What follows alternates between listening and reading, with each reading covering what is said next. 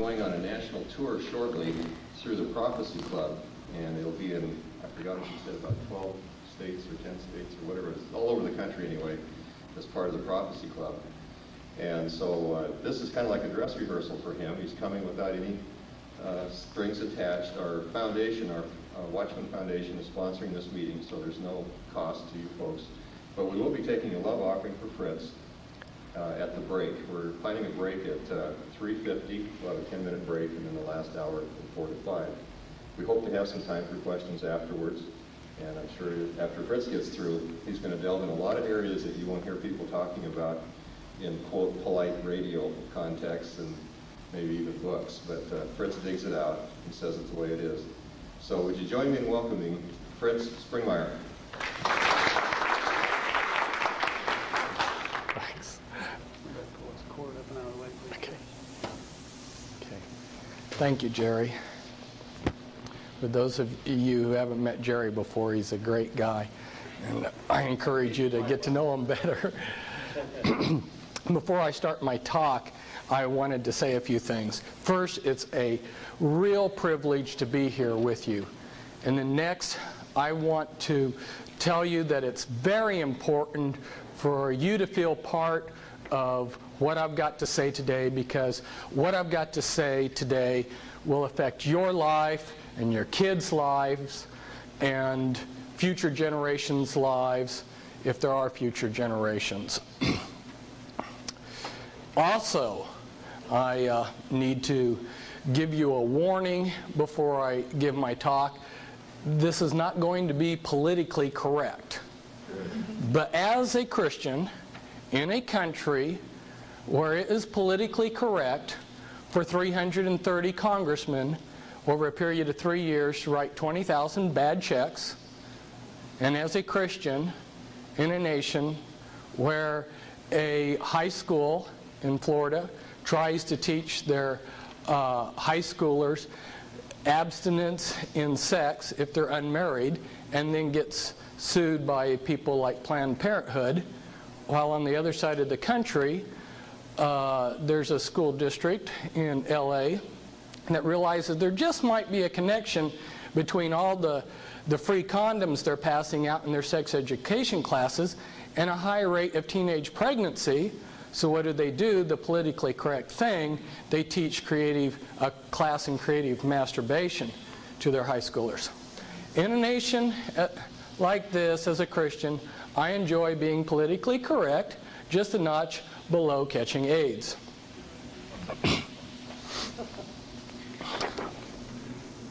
I need to give you one other warning, and that is, you need to find someone on break, probably, who you can talk with tomorrow.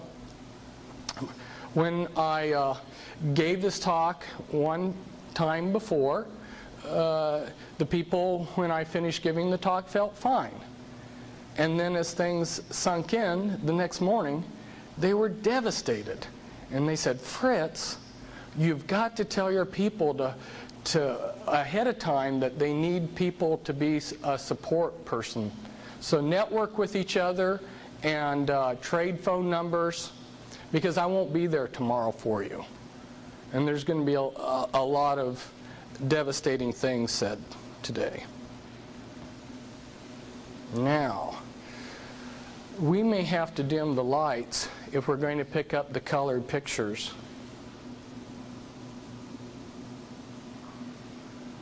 And I'm concerned that some of these, we're not even picking up all of the... You can move it closer, Fritz, if you want. Let's, yeah, we'd better. Otherwise, you're just going to miss out on too much. One left corner helps out another. Yeah. Okay. Now let's see. Are we close enough to pick it all up? Probably.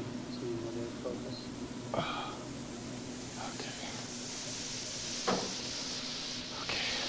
Okay. Thanks. Wasn't a very good picture anyway. That's true. It's a transparency made off of a photocopy. Hey, mister, what are your 4 answers? Yes, sir. No, sir. No excuse, sir. And, sir, I do not understand. Those were the 4 answers that I was allowed to give at West Point. I entered West Point July 3rd, 1973. And the first 2 months there are called beast barracks. They break you down and they build you into the soldier that they want you to be. And I thought that this tearing down process was discipline when I was there. But the first 2 weeks that I was there, I ate in total same amount of food as what you would eat in a normal meal, and slept very little and did a lot of push-ups and running. Between my first and my second year at West Point, I went over to the Holy Lands, and it was right after the Yom Kippur War. And if there was ever a fantastic military victory, it was the Yom Kippur War. But I immediately saw that they hadn't won anything. They'd won this great military victory, but they hadn't gained anything from it. And the lunacy of fighting wars for our establishment politicians was very clear. And I did a double take on what I wanted to do with my life, because I realized that there was almost an endless number of young men that our country or our politicians, our world order, could have to use as cannon fodder, but that there were very few men who are willing to give their lives totally over to the Lord and to serve in the Lord's army. So I decided to take the one thing that I had learned at West Point, which was indicated by the 4 answers I gave you. If you were given an order, for instance myself, when I was given an order, I only thought in terms of, how do I get this done? I didn't question the order. I didn't ask, should I do this? And if you didn't get the job done, you were given the answer, no excuse, sir. So you learned responsibility and obedience. And I took that one valuable lesson that I had learned at West Point and decided to apply it to my life. So when I resigned in my second year, I was determined to do the Lord's will, no matter how silly that was, no matter what it was that the Lord wanted me to do, I was going to follow through and do it with the same determination that I had followed out orders at West Point. Now, if we start to look for God, where do we begin? In the beginning was the Word, and the Word was with God, and the Word was God. In the beginning was a symbol, and the symbol was with God, and the symbol was God. We use symbols to design, to communicate, to observe our world. The symbols that we use are what elevate us above animals. They allow us to design things. For instance, this is just a sample that I thought was interesting. I had a friend who had been in the Illuminati, and he was murdered this year. But off of the top of his head, he, from his photographic memory, he said that the tetragrammaton equaled this formula for DNA. And I'm not saying that it does or doesn't. I thought it was an interesting use of symbols, because God has allowed himself to be represented by a symbol, a set of symbols, the tetragrammaton. And also Christ said, I am the Alpha, the beginning symbol, and I am the Omega, the ending symbol. Symbols are very important. In fact, from what I have discovered in Satan's bag of tricks, if he just uses the one tool alone of manipulation of symbols, he has enough power to control our lives. So we're going to deal with symbols. So now we're looking for God, which is a term, the symbols represented by God. And as we begin our search for God, our first choice here, if we decide that there are no gods, then we have placed ourselves in the position of atheists or secularists, and some of the Buddhists. But if we decide that there are gods, then we have a choice between many gods or one God. If we decide that there are many gods, we have gotten off here in what's known as polytheism, which is seen in Mormonism, Hinduism, the New Age movement, Roman and Greek mythology. If we decide that there's one God, we've got a choice then to make. Is this God identified with the universe, or is he distinct from the universe?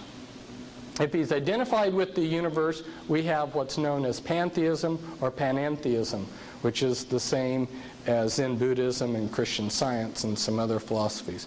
But if we say he's distinct from the universe, then we come down and we have another choice to make. Is he finite, or is he an infinite God? If we decide that he's a finite God, we've placed ourselves in the position that the Watchtower Society placed themselves. There are a lot of little-known doctrines that the Jehovah's Witnesses have, and for the first half of their history, they promulgated a doctrine that Jehovah God is a finite being that lives in the Pleiades on the star Alcyon, and he sends messages to the earth that take about 8 days, and his messenger arrives to the governing body of the Jehovah's Witnesses, who are then God's sole channel, to make a direct quote there, God's sole channel of communication. But if we decide that he's infinite, we have a choice. He never does miracles, or he sometimes does miracles. If we decide that he never does miracles, we've put ourselves into the position of the rational thinkers called deists. Men like Thomas Jefferson and some of the others in the 18th century were rational thinkers like this. A lot of them, though, actually were closet occultists. And if we finally come down here that this infinite God sometimes does miracles, we've placed ourselves into the faith that Abraham had, and is also seen by Islam and some types of Judaism, and your mainstream Christianity. So where do we go for truth? How do we know what is the true way? Well, as we begin our search, you remember back in the beginning there were 2 trees in the garden. There was the tree of the knowledge of good and evil, and then there was the tree of life. The tree of the knowledge of good and evil, if you look into the scriptures and study them out, you'll find that that's worldly knowledge. It's knowledge of what's right and wrong, including philosophy. It's the letter of the law of God and dead religion based on compliance to the dead letter of the law. It's man-made compliance to law and man-made changes in outward behavior. It's a focus on ourself. And when we focus on ourself, then we end up either becoming lascivious, where we just indulge ourselves, or we end up with a problem that's prevalent in a lot of Christianity, where we have self-righteousness. It also includes a false trust that worldly philosophy and other fruit of the tree of the knowledge of good and evil will expose Satan. This is one of the major problems today. The fruit of the tree of the knowledge of good and evil will not expose Satan, because Satan comes as an angel of light. And we'll get into that even deeper as we progress through this talk. This is what the scriptures call the flesh. It leads to death, not to mention also producing in the mind lasciviousness, double-mindedness, and pride in what one knows. It's the goodness of man, his vain attempts, and his pride in his achievements. It's very popular. It includes many of the man-made church agendas. But there was also another tree in the garden. That was the tree of life. And that includes a fear of God, peace, God-centered knowledge that is relevant to what God is doing and therefore wisdom. It's the spirit of the law, living faith in a relationship with Yahweh God. It's a spirit-made changes in the hearts. It's a focus on Christ, the Spirit, and the Heavenly Father. It exposes Satan and his influences by correctly using the living Word of God written by the Spirit along with the guidance of the Spirit. It's what the Scriptures call the Spirit. And it leads to life, not to mention a renewed sound mind and humility to learn from the Master Teacher and from others. It's the goodness of God and also His glory for His achievements and wisdom. It's not very popular for a natural man doesn't understand the things of the Spirit. But we have a problem back there in the garden. What entered into the garden? Evil. And this is a problem that confronts all of us. Here we have a God that's omniscient, a God that's omnipotent, that is almighty and all-knowing, and yet something that this all-knowing, all-powerful God, that's wholly good, something that this wholly good God created contains evil. That's presented a lot of people a logic problem. And the philosophers in the 1940s were stumped by this problem. A lot of them started building their own philosophical systems. There happened to have been one particular gentleman, and he spent many decades building up a philosophical system and exposing all the illogic of religion. And then by the time the 1960s came, he realized that his system that he had created had the same problems with logic. And he looked around, and other philosophers were also discovering all their systems had the same problems with logic that Christianity and other religions had. Well, a lot of times people go to their clergyman or to someone else that they look up to, and they ask for answers to this problem of evil. Why is there evil in the world? And they're given simplistic, insufficient answers. They're told, oh, just have faith. Or the clergyman says, oh, there's no contradiction. Or a very skillful apologist starts describing all the terms, omnipotent, omniscient, good, and he turns them into such vague terms that they become meaningless. Or maybe they just declare, we only see through a glass darkly. Okay, these insufficient answers leave many reasonable persons deeply disturbed by the absurdity of conventional belief in God. Some have decided that human life is self-defeating, tragic, and absurd. But a better answer, and I will give those in a minute, but what's interesting is the philosopher that I was describing, who is from Boston, who taught there at the university, here he had spent all these decades writing a book to tear apart Christianity, and he realized that his own philosophical system had the same problems, so he spent the next decade writing another book showing how Christianity and other religions, it wasn't that he had become a Christian, describing how actually they do have a lot of answers. So what are some of these better answers? To show people that every mathematical, scientific, and philosophical system has vagueness and contradictions within their principles. Philosophers cannot define and defend their own criteria of meaning without employing self-defeating arguments. All philosophy and mathematical systems have paradoxes when one pushes to get total clarity of terms. One has to either accept A, some vagueness of terms, or B, accept paradox with extremely clear terms. Common sense of human existence means we must accept the contradictions that accompany the complexity of the sense and nonsense of our spiritual environment. Somebody tells you that they love you, and then here they are squeezing the toothpaste from the middle. Now, if you had a computer program set up to define whether somebody loved you or not, you would never get the answer, because human relationships and human life can't be broken down into logic. There's a lot of nonsense in our life. The problem of evil is actually a sign that reveals that there are deep issues of life that must be plumbed, like a crack in the earth's crust that plunges out of sight. God can view evil in a different view because He is above time and knows that with His unlimited power, all things will work for good to them that love God. God has unlimited power to bring something good out of evil. Proof of this ability is found in the life, death, and resurrection of Christ. In other words, evil is not out of control. God has said, I'm fixing a point here in time that evil can start. And why did He allow evil to start?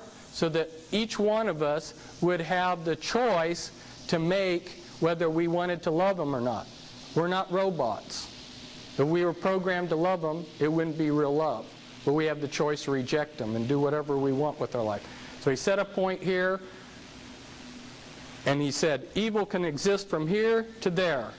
And then He's given us the life, death, and resurrection of Christ to show that any evil within that time period can be transformed to good, which He will do. And Lord willing, we will all see. In order to bring true love into human existence, God had to allow choice, which includes the choice of rejection and disobedience by His creation. After a period of allowing mankind to choose to love Him, God promises to destroy evil. Now you're asking, well, Fritz, we all know this. We all have to face this issue either on a conscious or a subconscious level. We all wrestle with the problem of why is there evil when God is so powerful and so good? Well, the reason why I'm telling you this is because it's very easy for somebody to come up here and expose evil and not give you hope.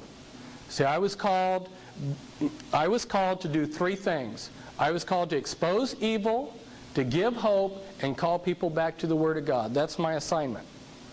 Okay, there's a lot of people in prophetic ministries that they're able to give real easy hope.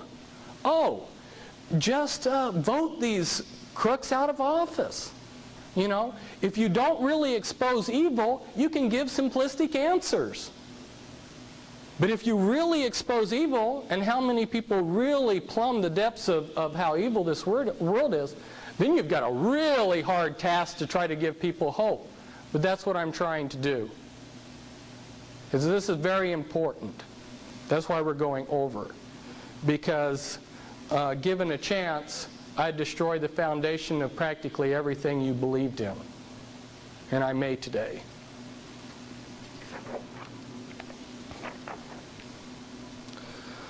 Satan uses trauma as a vehicle to program into us a lie.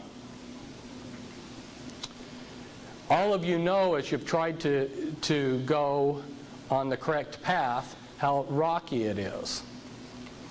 First, a trauma is applied to our life. Then second, a lie is offered which, when accepted, alleviates or improves the pain of the trauma. And third, systems of lies are built to trap us within the confines of the lies we believe in. Well, this is very important. And it's a strange way that I discovered this. I have been deprogramming people that were mind-controlled victims of the Illuminati, which is the Illuminati are generational satanic families. We will discuss them later on. What is generational Satanism? It means that these families have practiced human sacrificing Satanism. Excuse me. They've been practicing it for generation after generation, secretly. And as I was working on the mind control of these people, I began the type of programming, the generic name for it, is called trauma-based mind control. I began to realize that the elements of mind control that they were using on these people were also being applied to the population in general. Maybe not as as a sophisticated package and in such an intense way, but they were still being applied. All of us receive trauma. And there's so many different ways that this could occur. Like here I give an example. A Christian's life is cut short by Satan. The lie that is offered the survivors is, God owes every person a full, happy, prosperous 70 to 80-year life. God is then blamed. Why did God let this happen? The resulting bitterness opens up a door for a person to get into immorality, which further entraps the person. The reality is, if God gave us what we deserved in our weak, sinful nature, none of us would be alive because mankind is in rebellion to God, their Creator. People need to focus on what we have received from God, not what we haven't received. To focus on what wasn't given rather than the great gifts that have been given is ungratefulness. Therefore, when a trauma is applied to our life, we can use that trauma to program a lie into our life, or we can grow spiritually by seeing the deeper spiritual realities that the trauma is trying to teach us. For instance, if we're in a marriage, the problems that we receive can either draw us together or split us apart. The couple will either see the deeper spiritual realities and bond, or they will attach themselves to the lies that Satan provides to alleviate the pain. Another example of how this is happening so you get a better idea. Let's picture ourselves in India many thousands of years ago, and a trauma is applied to our country. Then the lie that is given is if you worship this phallus symbol, this stone statue here, that will alleviate your pain. So they do, but the catch is since there's a demonic aspect to all of this, that there is some relief from the pain. And that's the lie. So then people grab a hold of the lie. Well, I received some relief from this trauma by worshiping this phallus symbol here. So then that is, Satan does a series of things that locks that in as a tradition of those people. And then the lie is locked in. The people are trapped in the lie. This is all used in mind control programming on a micro scale, on a single individual. What I'm going to be covering today is material that's in a number of my books. First, we're going to go over material that is in an 800-page reference book I wrote back in 1991, Be Wise as Serpents, which shows how this all connects on the physical level. And I will also later be getting into the mind control, and there are 2 books back there which I've co-authored. The most important one for you as an introduction to the subject is Volume 2, The Illuminati Formula Used to Create an Undetectable Total Mind-Controlled Slave. And we'll be getting to that topic later on. And before we do, we will also cover material covered in another book of mine entitled The Top 13 Illuminati Bloodlines.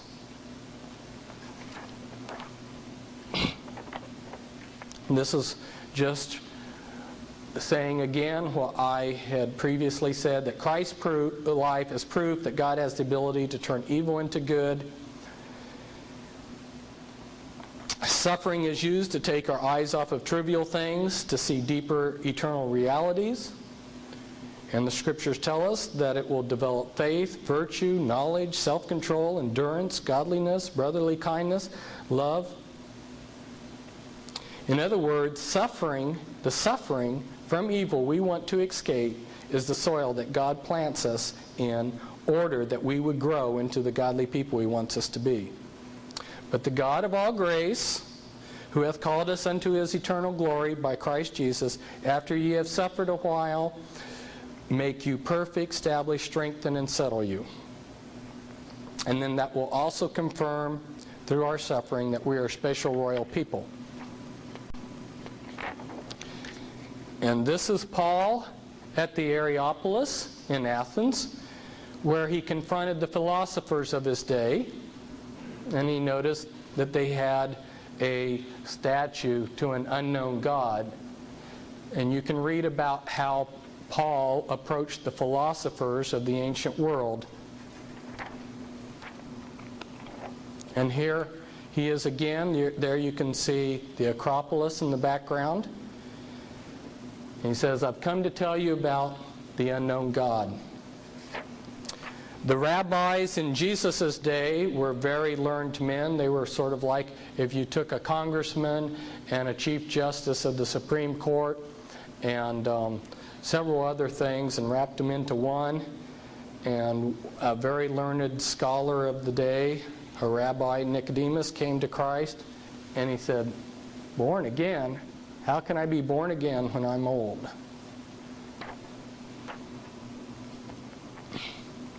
Now remember, we talked about going to the tree of life for knowledge. The Spirit of God revealed to me that there's certain principles that allow paradise to function. These are the elements of God's paradise. Before we study the counterfeit, we're studying the real. God gave me some confirmation on this revelation. There were two other Christian brothers who independently received the same revelation. And then when we examine Scripture, there's some Scripture that also back this up. But I'm not submitting this to you as a new doctrine, but just as a way to help you understand better how things operate in the perfect setting that God would have them operate. I discovered via the Spirit's revelation that the attributes of God are what sustain the universe. Justice, God's order, equity, truth, life, and true love forms the base of this. And interestingly, there's a number of other interesting things to this, is I discovered that when we go in and look at how we define God, we'll find those attributes being what make up the New Jerusalem. So the basic building block of paradise is a cube shape, which is stable. It has certain attributes to it. And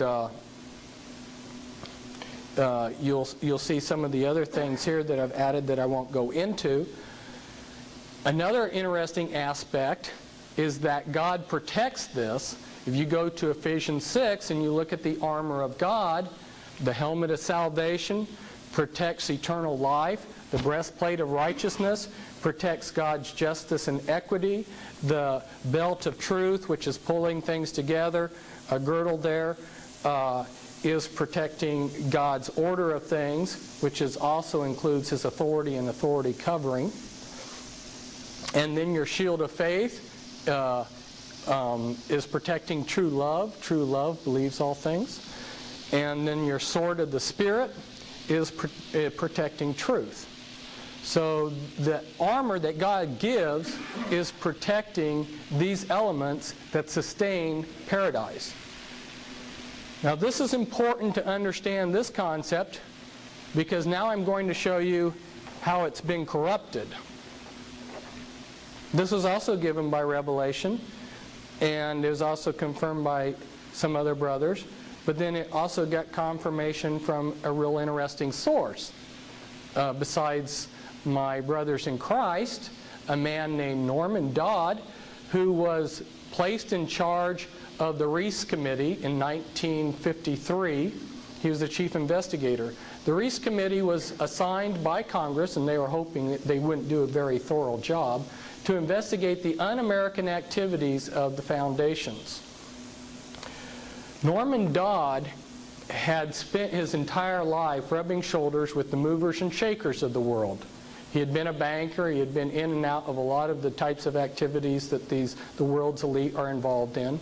And they thought that he was one of them, which is one reason why they would visit so freely with him. But he wasn't.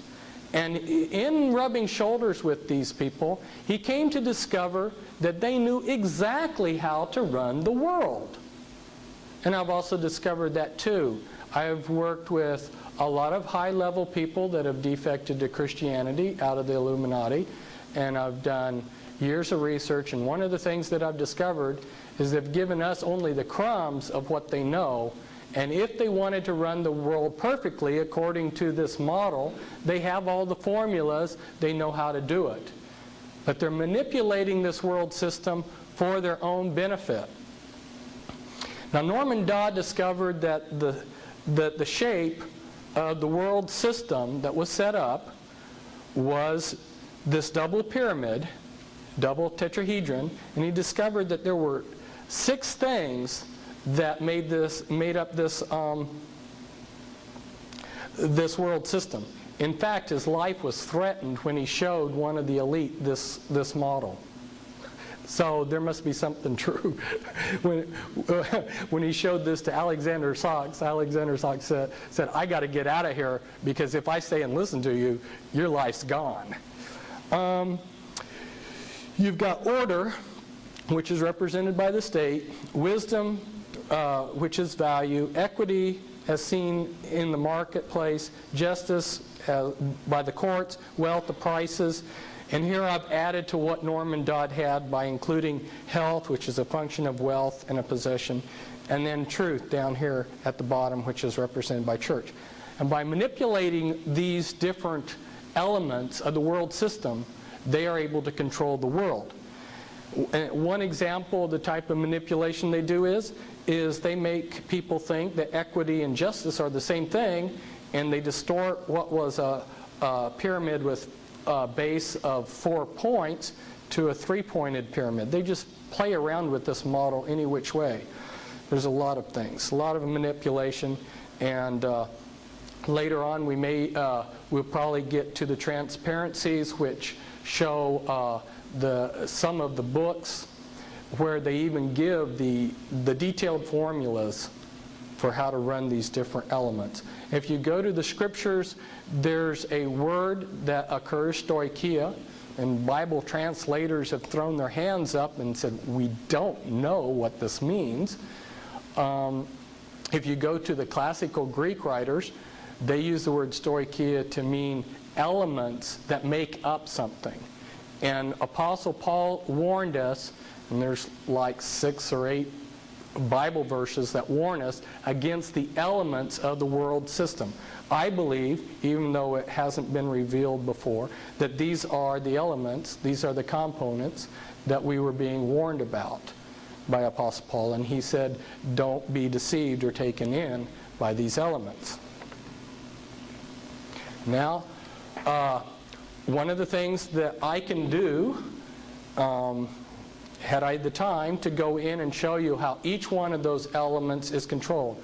We will touch briefly on those different elements, and I will give you, as quick as I can, in a short period as I have, a thumbnail sketch so you can understand how each of those elements is controlled.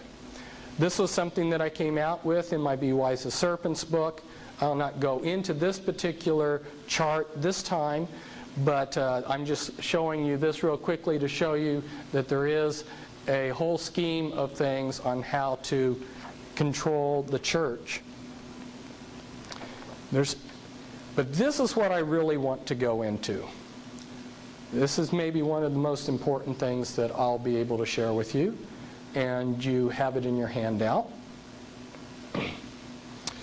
If we go back to the Garden of Eden, when evil or Satan came into the garden, he said that the fruit of this tree of the knowledge of good and evil would give them salvation.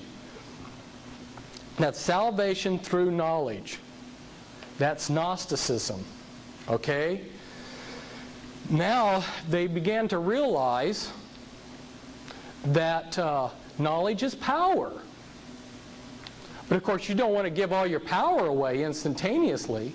If you want control over someone, you give it out in increments.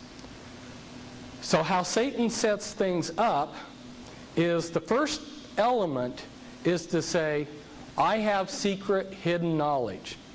And you have instantly given yourself an instant power base. Now everybody's got to come to you because you have this hidden knowledge, right? And I'll cover 3 words here. If you go in and look at witchcraft or any of these others, they'll use the words esoteric, arcane, and occult. Those 3 words, esoteric, arcane, and occult, mean exactly the same thing. They mean hidden. This is the hidden knowledge that Satan's whole world system of religion gives out to people. But they can't give away their power base. They've got to give it out in increments. So if you join the Masons, they give this out as you go through degrees.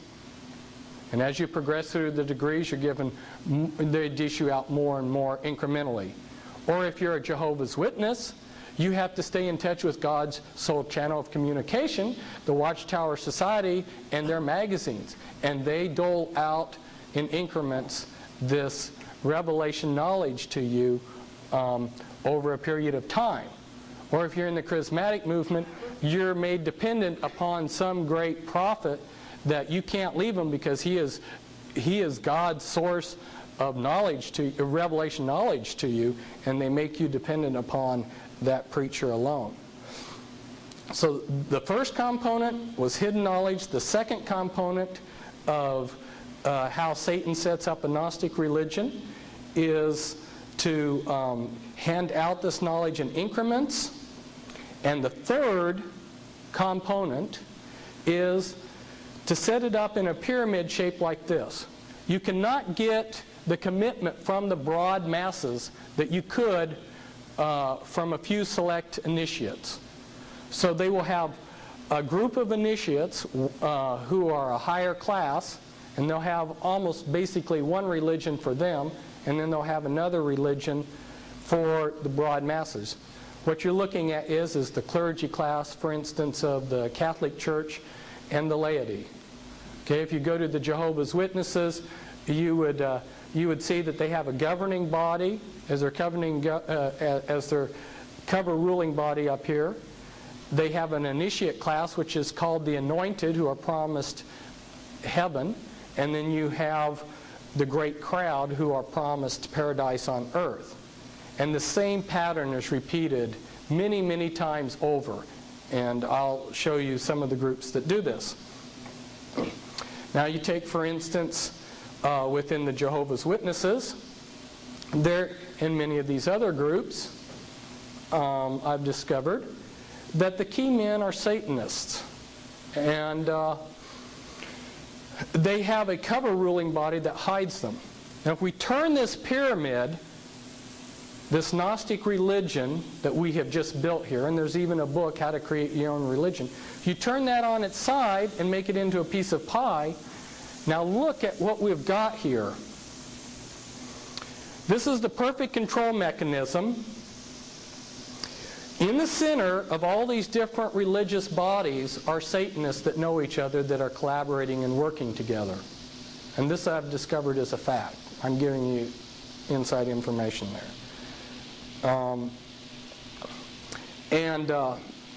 Then surrounding them are the visible ruling bodies of these religious bodies.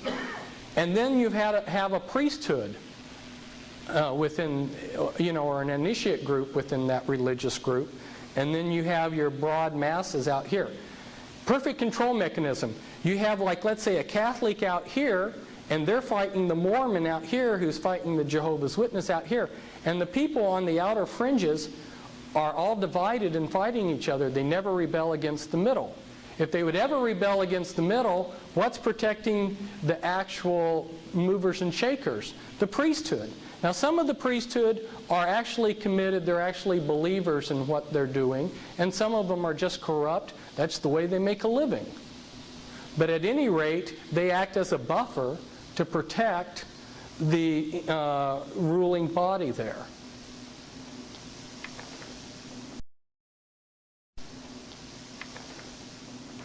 And this formula, which I got from the other side, by the way, can be seen in many different flavors. They realize that when you go into a restaurant, you want a menu of things to choose from.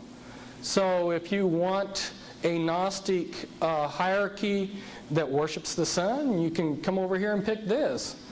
Or you want New Thought Christianity, you can come over here. All of these groups follow that pattern I just showed you. And my apologies to Baskin Robbins, they have more than 31 flavors. Here's an example of what I'm talking about. Now, if you think back on your pie-shaped diagram that you got in your handout, the walls between the different pies are artificial barriers, and they can pull those out anytime they want to. And every now and then you get a glimpse of them doing that. At the World Parliament of Religions, they had Hindus, Buddhists, Christians. Chuck Colson, who represents the Protestants, was there. You had all of these different religious groups there, commingling, worshiping together. So they can pull those artificial barriers out if they want. But they don't usually do it. But we're beginning to see more and more those artificial barriers come down. And this is an example of it. This is a Jewish rabbi who's a Catholic priest, and he's getting the Jews to start worshiping Mary and some other things. So here we see in his group literature put out. There you see, like for instance, Father Herman Cohen, who's both Jewish and Catholic. Now, what's happened over the centuries, and this no longer is taking place because a lot of the artificial barriers have been taken out so that they can bring in their one world religion. But prior to about 1950, the way that they had set this up is that the Illuminati worked through front organizations. Those front organizations then covered themselves behind monotheistic religions.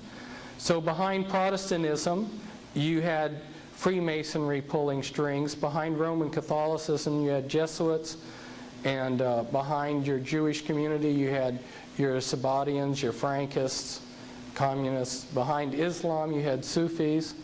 How many people knew that Colonel Gaddafi was a Sufi?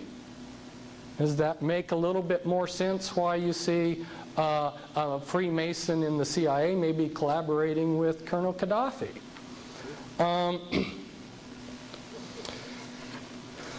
Now, another organizational principle that they have is if you could see their pyramid structure, you could tear it down. So there's the spins principle.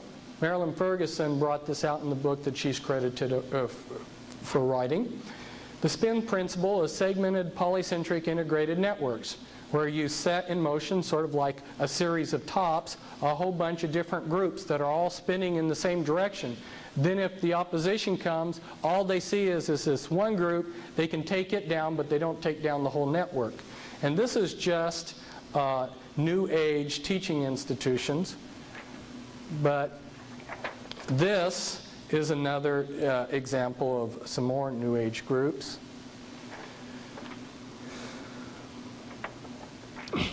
Now, I prepared a document packet in 1990, and it was to show people from their own documents that there was a conspiracy to bring in a New World Order, and nobody took me up on getting any of these packets. So then I put it into my 800-page reference book, Be Wise as Serpents, and hopefully now in 6 years things are changed enough that people will be able to appreciate the documents I'm going to show you.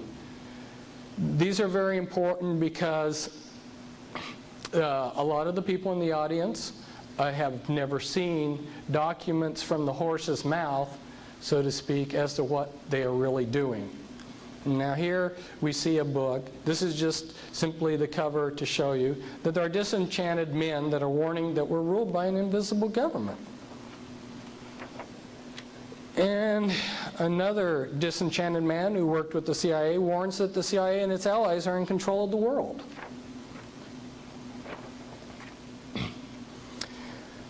Now, because it was difficult for people to see the text, but I wanted to show you the whole page of what where I got the quote from.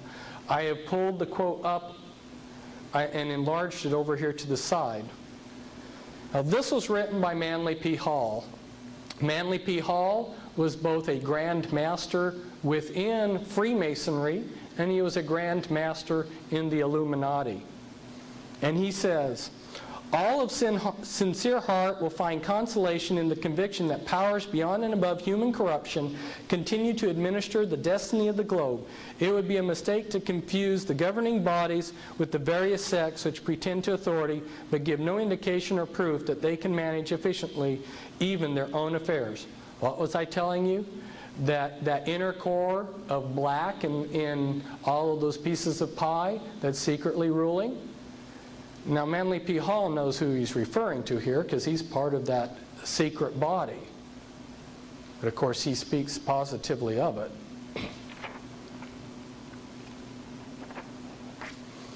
And here's a picture of Manly P. Hall, and this is the Scottish Rite Journal in November 90. And it says, the illustrious Manly Palmer Hall, often called Freemasonry's greatest philosopher. I'm showing you that so that you can see that the documents I'm going to show you come from the very highest people within Freemasonry and some of these other organizations. This is probably hard for you to read. Alice Bailey was in charge of Lucius Trust, originally set up as Lucifer Trust, as most of you probably know. And she worked for the Department of Health, Education, and Welfare in 1957. She created the goals for education that are being implemented today in our schools. The America 2000 goals, Millennium 2000, these goals that are being brought in. And she was a leader within the New Age movement. She set up over 140 New Age groups, wrote prolifically. In her book, The Externalization of the Hierarchy, she spells out in detail how they're going to bring in the New World Order. It is amazing the things you will read in there, including telling us who's going to rule on the physical level and who's going to rule on the spiritual level in this New World Order. It's going to be Lucifer. And she says it right there. She writes, when the new universal religion has sway and the nature of esotericism is understood, will be the utilization of the banded esoteric organisms, the Masonic organism and the church organism as initiating centers.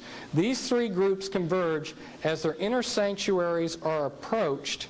There is no disassociation between the one universal church, the sacred inner lodge of all true Masons, and the innermost circles of the esoteric societies. In other words, she's saying that Freemasonry is going to be the religion in the New World Order, or the New Age, as she refers to it variously in different parts of her book. Interestingly enough, other New Age leaders say the same thing. Benjamin Creme, who you've heard about, he says that Freemasonry is going to be the religion, the one world religion in the New World Order. Lola Davis, another New Age leader, says the same thing. And here Alice Bailey, again on another page in Externalization of the Hierarchy, says, there is no question, therefore, that the work to be done in familiarizing the general public with the nature of the mysteries is of paramount importance at this time. These mysteries will be restored to outer expression through the medium of the church and the Masonic fraternity. If those groups leave off being organisms with material purpose and become organisms with living objectives, When the Great One comes with his disciples and initiates, we shall have, after a period of intensive work on the physical plane, beginning around the year 1940, the restoration of the mysteries in their exoteric presentation as a consequence of this first initiation. In other words, they're going to restore the mystery religions of Babylon. And if you look at what's been happening in the churches and in the schools, you will find that that's true. The concept of externalization of the hierarchy is that we're going to take what was done in secret in the lodges, in the secret fraternal organizations, and we're going to externalize it out into society. This was something that, this was a program in a Portland public school where my wife teaches, and instead of Christmas programs for the last 15 years, they've had winter solstice celebrations, which is an occult celebration. And this celebration a few years ago was celebrating Lucifer, the light bearer. And this was the program for it. And during the play that the children put on for the parents that came, the children wore barcodes on their forehead. Some of the children had acceptable barcodes, and some had unacceptable barcodes. And then they did occult rituals. This is what's replaced Christmas in the public school. And I was using this on some of my talks, and I thought, well, I'll just send this to Tex Mars, who's another researcher, and he put this on the front page of his next newsletter. Externalization of the hierarchy. It's all around me. Wherever I go, and these are some of my dog and pony show, because when I go out to get fast food, and I go to one fast food place, and here's a wizard with an owl, which is Lilith, and his energy ball. He's throwing an energy ball here. And then I go down to the next fast food place down the street, and they're teaching you how to hypnotize your parents on their sheet. And then I go down to the next fast food place, and they've got another similar looking wizard here, and it says fire and ice. Fire and ice are very important symbols for the occult when they're paired together. And I go into the laundromat, and this is hanging up. This is a lady, Elizabeth Clare Prophet, who channels demons, and she's having a meeting in the Portland Masonic Temple to find your twin flame and how to use spiritual energy. And then I go to the public library, and they're passing these out free. It's Metaphysics for Our Age. If you don't know what metaphysics is, that's witchcraft. And right there in Multnomah County, which is Portland, on the front of their books, on some of them, if you look at the library logo, it's a snake swallowing its tail. Well, if you'll look in Manly P. Hall's book on page 100, The Secret Teachings of All Ages, you'll find that that's an Illuminati symbol. In fact, they even use the word Illumo there on their seal of Multnomah County Library. On page 100, which is C in his book, he says that a silver ring of a snake swallowing its tail is a symbol of rank within the Illuminati. When I met the Grand Master for the Illuminati for a 3-state area, guess what he was wearing on his hand? It was a silver ring of a snake swallowing its tail. I tell you that for several reasons. One is that ring was a symbol of rank within the mystery religions. The Illuminati is simply the continuation of the mystery religions that we are now talking about, and you're seeing documentation about by people by Alice Bailey. When she's talking about restoring the mysteries, she's talking about restoring the mystery religions. And here she says, by means of the educational work of the world, the great Lord seeks to reach those of the intelligent public who cannot be reached by means of ceremonial and symbolism as in Masonry, or by religious means and ritual as in the church. It touches the masses and those in whom an intelligent aspect predominates to the lessening of the other two aspects. In other words, we're going to try to teach them the truth, the mystery religion truth, in the fraternal organizations. But not everybody goes to a fraternity like the Masonic Lodge. So then we'll try to get them in the churches. But not everybody goes to the churches. So our safety net is education. And I just threw this in because this was something put out by a group called Triangles, which Lucis Trust formed. Lucis Trust happens, by the way, to be one of the publishing arms of the United Nations. And it's located there on United Nations Plaza. And they've got offices in Switzerland and England, London, England, and New York, which are elite headquarters, as you know. And of course, their triangle groups are in, as you see, 110 countries from this letter. And this next document, this is the cover of the official magazine of the Supreme Council, the 33rd degree of the Freemasons, and it's been called the New Age magazine for over 100 years. And in the 70s and 80s, the Christians were still debating whether there was a New Age movement, and the Freemasons had been carrying out, promoting the New Age movement for 100 years.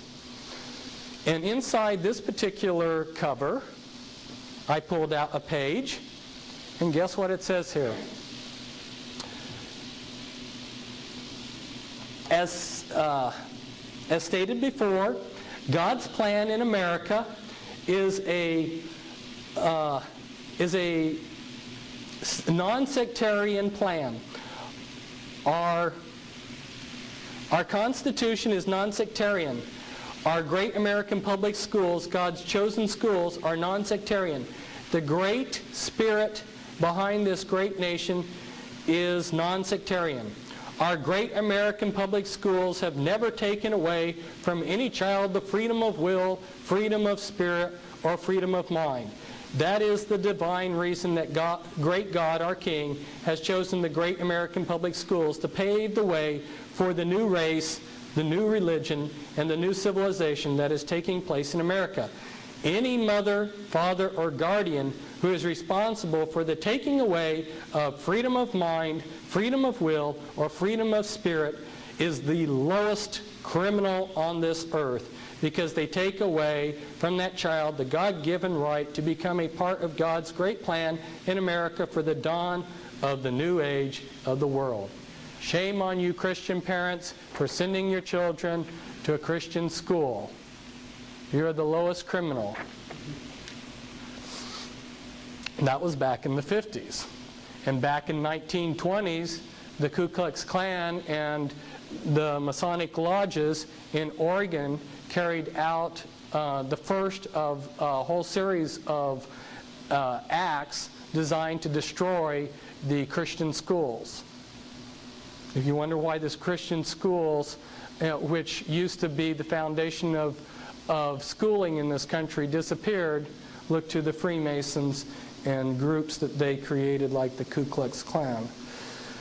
This is again from Manly P. Hall's book, another of his books, America's Assignment with Destiny. He's got several where he spells out very plainly in esoteric language what's going to happen. He says, the genuine esoteric associations always required that disciples prepare themselves for careers of practical service. The student was expected to attain to a state of unusual skill or proficiency in some branch of learning. He was then to practice this profession or craft as a means of extending his sphere of constructive influence. He was to teach through example, enriching his chosen vocation with the overtones of enlightened religious philosophy, thus gradually creating a significant zone of influence. He was available for whatever tasks the keepers of the great plan required. Okay, people who join Freemasonry, what are they being used for? To implement the plan to bring in a new race, a new world religion. And if you read in his books, you'll find out what this great plan is. It's the New World Order. So if you're in an esoteric organization like Freemasonry, that's what you're to be used for. And this is Alice Bailey. And Alice Bailey, by the way, was in co-masonry, or women's branches of Freemasonry. And she says the three main channels through which the preparation for the New Age is going on might be regarded as the church, the Masonic fraternity, and the educational field. She says the Masonic movement will meet the need of those who can and should wield power. It is the custodian of the law, is the home of the mysteries, and the seat of initiation. It holds in its symbolism the ritual of deity, and the way of salvation is pictorial preserved in its work. The methods of deity are demonstrated in its temples, and under the all-seeing eye the work can go forward. It is a far more occult organization than can be realized, and is intended to be the training school for the coming advanced occultists. In its ceremonials lies hid the welding of the forces connected with the growth and life of the kingdoms of nature, and the unfoldment of the divine aspects in man, to make man divine, which was the lie in the Garden of Eden. So I might tell you that if it's gotten a little bit confusing here, I've said that Freemasonry now is the mystery religions, and I've said that the Illuminati are the mystery religions. Well, Freemasonry is the outer symbolism of those mystery religions. And if you're born into a generational satanic family of the Illuminati, they would actually, properly speaking, would be Luciferians, but I'll explain the difference later. Gnostic Luciferians. They would want you to go through Freemasonry so that you would learn the symbolism of the mystery religions.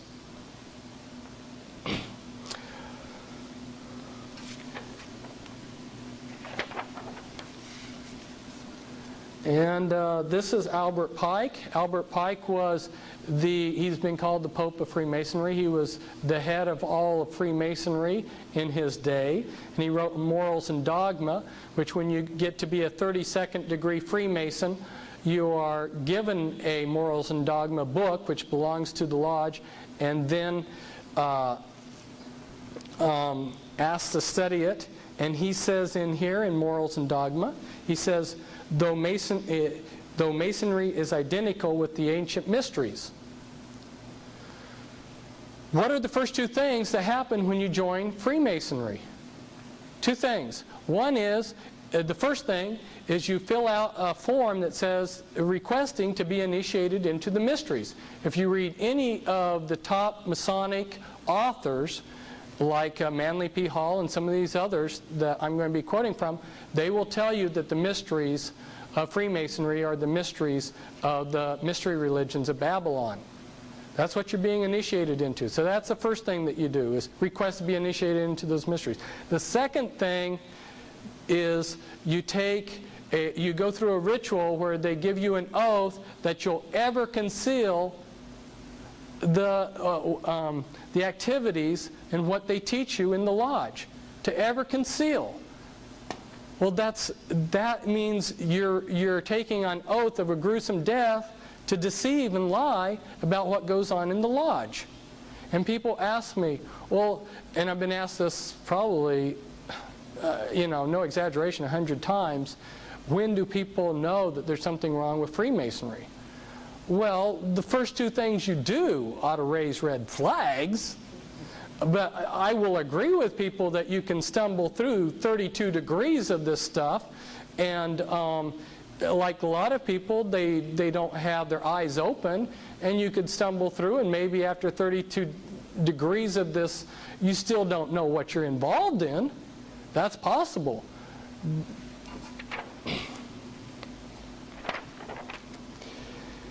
Now,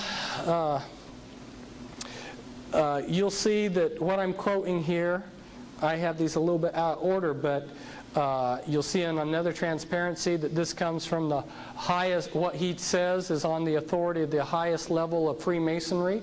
And in here he says, this is Clymer in Ancient Mystic Oriental Masonry, and he says, Obelisk and Freemasonry. According to our reading of history, the priesthoods of Belus or Baal in Assyria, of Osiris in Egypt, of Jehovah in Palestine, of Jupiter in Greece and Rome, of Ahura Mazda in Persia, or Brahma in India, and of two states in Britain were primitive secret societies who instructed and governed the primitive families and races. It little matters whether we call the members of those priesthoods Bilites, Pastophori, Levites, Curatists, Magi, Brahmins, Druids. They were connected by secret ties and intercommunicated from the Indus to the Tiber, from the Nile to the Thames. Hence, there ever has been, is, and ever will be Freemasonry on our planet. There were many mystery religions in the ancient world. Each of those mystery religions, if you go back to your pie-shaped diagram, had a secret ruling body. Those secret ruling bodies collaborated. There was a governing body that governed all of the mystery religions. That's what he's talking about here. Okay, and I have some of the codes or the keys to unravel that worldwide unity that existed long ago. This is H. Spencer Lewis in his book Rosicrucian Questions and Answers. He says, I have to move this around so I can see it because this bright light's in my eyes, but he goes, everyone with common sense will appreciate the fact that a book claiming to be a complete presentation of the secret teachings and secret ritual of the Freemasons would be unworthy of purchase at any price, for one would know instinctively that the contents of the book could not possibly fulfill the claim made by the title. The same may be said of books dealing with the subject of Rosicrucian philosophy. The things that I'm telling you about, if you ask a Freemason, they're not going to confirm them. They're not going to validate them.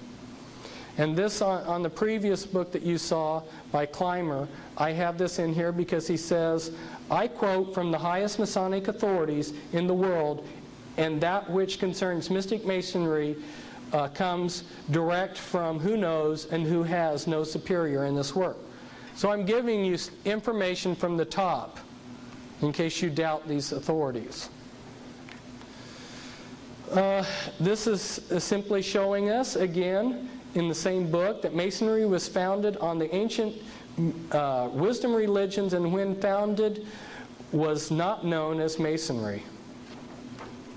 It was known as mystery religion. And this quote by the same man in the same book, Ancient Mystic Oriental Masonry, the religion then of Masonry is pure theism, on which it, that's good enough. And by the way, Clymer's quote there, as another one of the previous quotes, was from Mackey's, one of Mackey's works. And so you have two high-level Masonic authorities, both validating the same thing in this quote.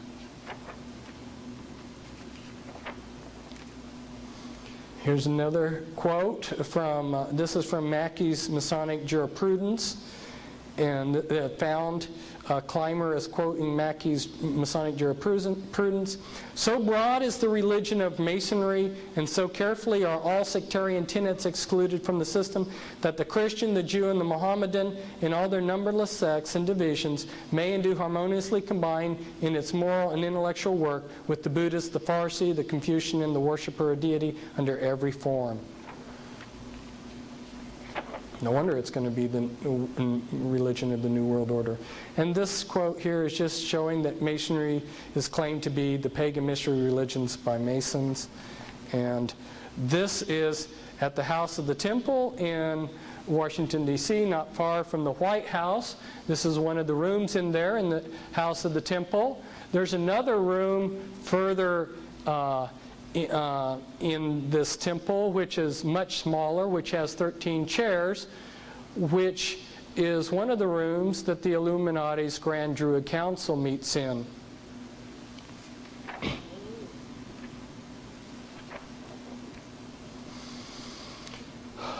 This is from the New Age magazine, the official organ of the Supreme Council of the 33rd degree of the Scottish Rite. And it says, has Freemasonry then a spiritual conception only? Is its objective but the solidifying into a beautiful utopia, the wonderful infinity of the first cause, and the kaleidoscope finiteness of its mortal human creatures? Is its mission solely directed to the establishment of the long-heralded and hoped-for kingdom of the brotherhood of man? You know, when I wrote a book back in 1990 showing the connections between the Watchtower Society and the occult world, it's a book is back there for you to look at, The Watchtower and the Masons. The man who was in charge of me, I was a Christian missionary at the time, he said, I don't think too much of your book because it speaks despairingly of the Freemasons, and all the Freemasons are is a group of old men that like to play cards. And I thought to myself, and that's why they spend millions of dollars on these temples all over, is so they can play cards? Here's the Denver International Airport, and on this, here you've got the sun coming down on the thing, and it says New World Airport Commission.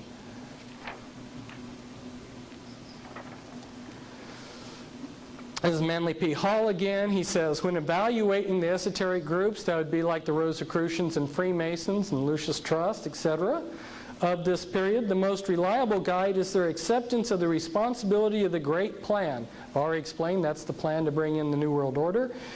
Progress is not ordinarily for the advancement of the individual, but for the unfoldment of the universal project. The real esoteric schools still labor towards the goal of the world commonwealth, that's the United Nations, so to speak. The plan remains utopian, and the disciple advancing through the grades of a legitimate initiate system is being prepared not for personal emancipation, but as an instrument for the liberation of his fellow man. Now, I want to point out something to you about that word utopia. It's Greek for meaning nowhere land. That's what Satan holds out for his people, is a utopia, in contrast with God's paradise. Okay, now there's a big distinction between that cube-shaped model that I showed you and the double pyramid. What's the distinction? And this is a distinction that you need to catch. When they started this country, most of the men that founded this country were Freemasons. 33 of the 35 signers of the Declaration of Independence were Freemasons. If you look at the Declaration of Independence, Thomas Jefferson, who was a member of the Illuminati, he wrote, nature's God. You know, he talks about nature's God. What kind of God did Thomas Jefferson believe in? He believed in the type of God that these people who worship nature, your Wiccans, believe in. And that's what he was referring to. And the Constitution was constructed to be the carrot to bring us into this New World Order.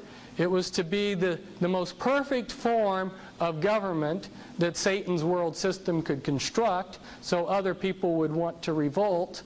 And they created this on purpose, this Constitution, so that like a thread in a garment, you could pull this thread and unravel it. Okay, it was intentionally created that way.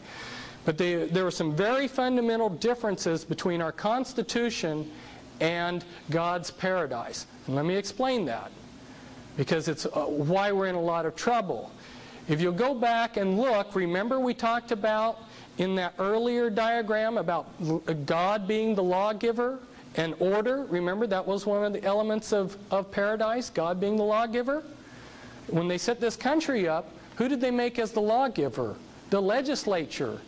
So, where the Bible says homosexuality is a sin and wrong, that's the law, right? Homosexuality is wrong. That's the law of God. But by usurping the role of God and giving the role of God to man so that they can be the lawgiver, now in our country they can come along and they can debate whether homosexuality is good or bad. And if they decide that it's good, they can promote it however they want. See, that's a fundamental difference between paradise and the Constitution. Not that the Constitution doesn't have a lot of great things about it, but you have to understand it relates to the utopian concept that Satan has been promising the world. Now, This comes from a Masonic magazine, the Masonic Review, and it says, Masonry's greatness is not in the antiquity of its beginnings, neither in its conservatism, but rather in the fact that it has always been a leader of thought and action. I repeat, a comprehensive understanding of the history of Masonry leads us inevitably to the conclusion that not through conservatism has it most served the world, but rather through its spirit of unrest, its utter abhorrence of unnecessary restraint, its abiding love for the liberty, its unconquerable desire to progress away from the old to the new and better conditions. Whenever the conflict has been waged between the old and the new, between a narrow conservatism and real progress, our Masonic brethren have been found on the right side. Witness the members of St. Andrew's Lodge of the Green Dragon who threw the tea into Boston Harbor. I wish I had $1 for every time an American talked about the Boston Tea Party being a tax revolt against high taxes. What really happened? You can change history by just altering a few facts and a few details. What happened is that English Parliament drastically cut taxes. They drastically cut import taxes so that they were bare-bottom taxes. Now, the Freemasons of the time were smuggling illegal goods into the colonies. They were smuggling a lot of opium in the bottom of ships, and they were also smuggling other goods like tea. When import taxes on legitimate tea were cut drastically, it meant that their illegal tea no longer was profitable, and they were going to lose out on their smuggling. So when these Masons got together for their lodge meeting at this Green Dragon Inn, and I want you to remember that name, Green Dragon, for later, they decided, and you can see it in the minutes of their lodge meeting, they closed the lodge meeting immediately and then discussed how they would form this Boston Tea Party. And they dressed up as Indians, and their Masonic lodge went down and did a criminal act, and there happened to be this captain who was just in the wrong place at the wrong time, and they took millions of dollars of his cargo and dumped it into the harbor. And since that time, history has been warped a little bit, and people see that as a great patriotic act. And here, in my Be Wise as Serpents book, is one of the diagrams that I put together showing Masonic lodges during the American Revolutionary War period. And I could talk for a week about how the Freemasons created the American Revolutionary War for the Illuminati, and how it was actually won, and a lot of the secret things about it, but we don't have time to go into that. And this is again from Morals and Dogma by Albert Pike. This is again, as I said, given to 32 degree Scottish Rite Freemasons. And he says, the blue degrees are but the outer core or portico of the temple. Part of the symbols are displayed there to the initiate, but he is intentionally led by false interpretations. It is not intended that he shall understand them, but it is intended that he shall imagine he understands them. Their true explication is reserved for the adepts. It is well enough for the mass of those called Masons to imagine that all is contained in the blue degrees, and whoso attempts to undeceive them will labor in vain and without any true reward violate his obligations as an adept. You see the G in the square and compass on the lodge. Well, to the public, they're told that stands for G, that G stands for God. You join and they tell you it stands for Gnosticism. Well, remember, as you move up, you're given more light. They dish this out in this initiate system, this hidden knowledge that they have. Well, when you get higher up, you find out that the G stands for the generative principle. And that's why later on, you'll see very shortly, that the Masons wear a lambskin. They're protected by the lamb, just like Christians are protected by the blood of the lamb. They cover their God, which is the phallus. and they buried themselves under a hard phallus. Those are the obelisks that you see in our cemeteries. And when the president, who's a Mason, looks out of the White House, he can look at a large obelisk. If you go to India and ancient Egypt, they worshipped the phallus. Right? They were traumatized, and through this demonic traumatization, they thought if they worshiped phalluses, that would relieve them, that would bring them benefits, and they're all over our country. And the president looks out of the White House and he sees the Washington Monument, and I wouldn't want to be buried under something like that. Here we see another high-ranking Freemason in his book, The Spirit of Masonry. He says, little as it may be realized by the unthinking Mason, who is interested only in the outer aspects of the craft work, the whole fabric of Masonry may be regarded as an externalization of that inner spiritual group whose members down the ages have been the custodians of the plan, and as those to whom has been committed the workings out of the will of God for the race of men. They assist at the unfolding of the consciousness of the candidate until the time comes when he can enter into the light and in his turn become a light bearer, one of the Illuminati who can assist the lodge on high in bringing humanity to light. So if you're good enough, and of course they don't tell you that you have to have the right bloodline too, but if you're one of the chosen ones and you go through Freemasonry and you're good enough, you can become an enlightened one, a God one who's part of the Illuminati. But as you've seen in this document, in the previous one, most Masons are deceived. They don't realize what the overall plan is. And why is that? Remember, going back to the pie-shaped diagram, the pyramid, remember that Freemasonry was just another Gnostic religion? Remember, you've got your broad masses? Well, most of the people that join Freemasonry only go to the first 3 degrees, about 75–80%. They go to what's called the Blue Lodge. That's your broad masses. They're taught one thing. But you can get some people to be more committed. That's your initiate group, right? So those are the people that go on to the Red Lodge. And then you've got your cover ruling body, which is your Supreme Council. And then within that Supreme Council, you've got some actual die-hard Satanists. You catch on to that pattern, you'll see that it repeated many times in Satan's world system. And here's the New Age magazine says, what's the use of building up an organization like Masonry has built up, and inspiring men as Masonry has inspired them, and then leaving the whole stand idle and useless at a time when our country needs just what Masonry can give it. Let's use this great machine. So some people have told me, yeah, Masonry may have those goals, but so what? Well, are they going to do it? Yes.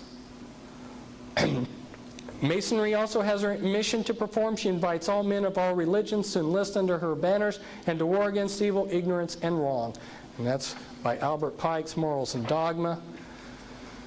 This is externalization of the hierarchy. Years ago, I said that the war which may follow this one would be waged in the field of the world religions. Such a war will not work out, however, in a similar period of extreme carnage and blood. It will be fought largely with mental weapons and in the world of thought. It will involve also the emotional realm from the standpoint of idealistic fanaticism. This inherent fanaticism, found ever in reactionary groups like Christians, will fight against the appearance of the coming world religion and the spread of esotericism. The coming struggle will emerge within the churches themselves. And again, she tells us that the outline of this universal church shall appear by the end of the 20th century. And here's from the New Age magazine again, where they say Freemasonry is a world power. How much of a world power? In 93 in my newsletters, in one of them I published a list of several hundred high-ranking Vatican officials who are high-ranking Freemasons, and I gave their secret Masonic initiation dates and numbers. And that's just a little bit part of the list. In the previous document, that transparency, he was talking about a war between Freemasonry and the Catholic Church. Well, that's long over. If you'll look at what's been happening, there's been all types of cooperation between the Catholic Church and Freemasonry since the 60s. In fact, this is kind of interesting. Here's a Catholic Church, and it has the Illuminati triangle and all-seeing eye in it. These people are everywhere. The Freemasons, I have tried to expose how they've been operating in the world. They're constantly creating new organizations. There's approximately 800 fraternal organizations in the United States, and essentially all of those have been created by the Freemasons. Remember I talked about West Point? Well, I couldn't quite put my finger on what was wrong with West Point when I was there at the time, but I've later learned that it was a fraternity and all the elements of mind control were used there. So we're talking in this talk about fraternities, and later we're going to cover about mind control. And here are some of the groups that the Masons have created. And I know this is very difficult to read. I can't even read it myself. But you've got the Freemasons have been involved in the founding of the Boy Scouts, Kiwanis, Christian Science, the Watchtower Society, the Ku Klux Klan, Primitive Methodists, and etc. And it never ceases.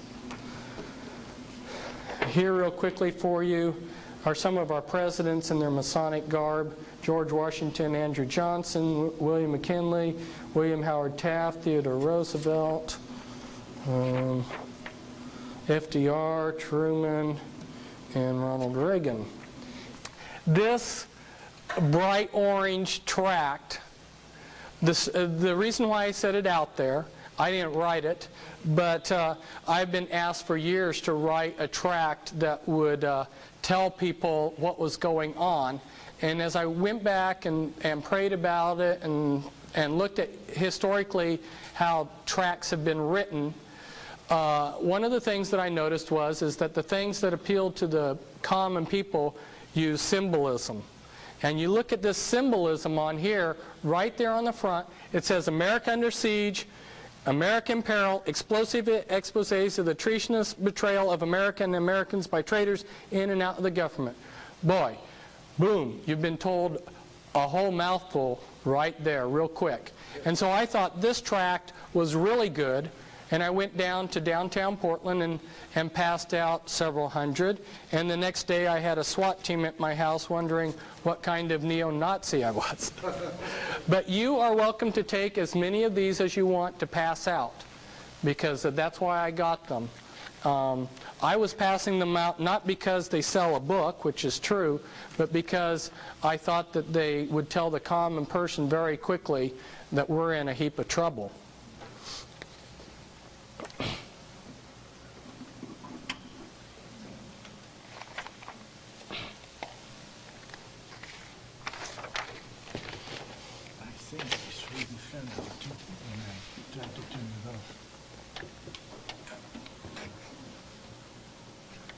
I think that's no. It's working. Oh, okay.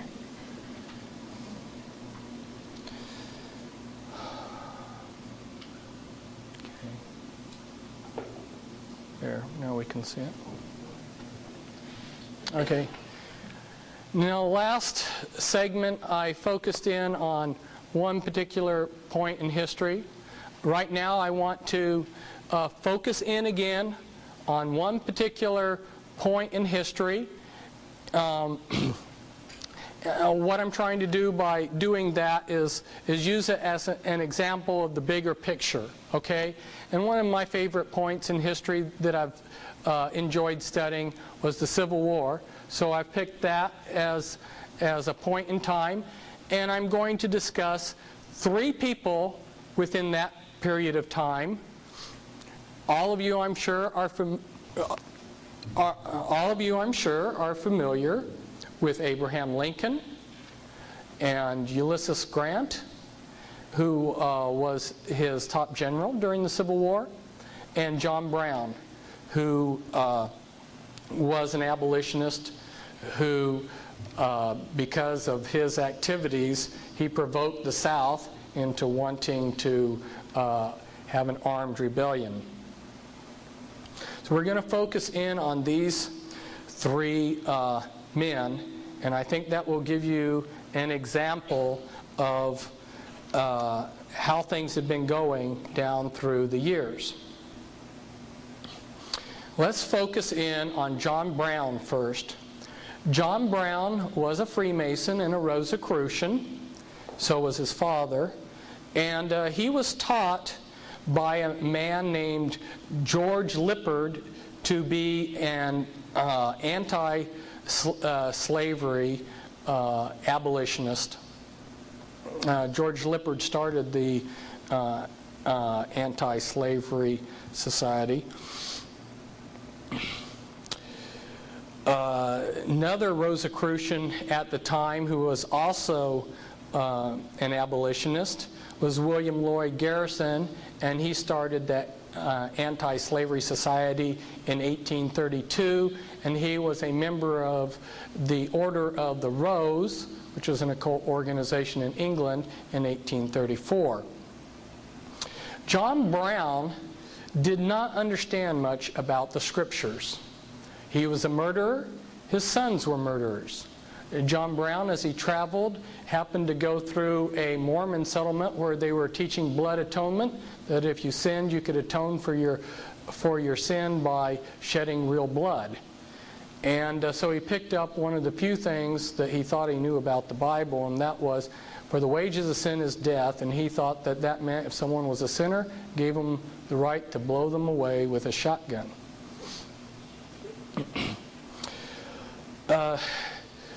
The Illuminati had decided that the United States was getting too big and too powerful and rich, that they needed to divide and conquer.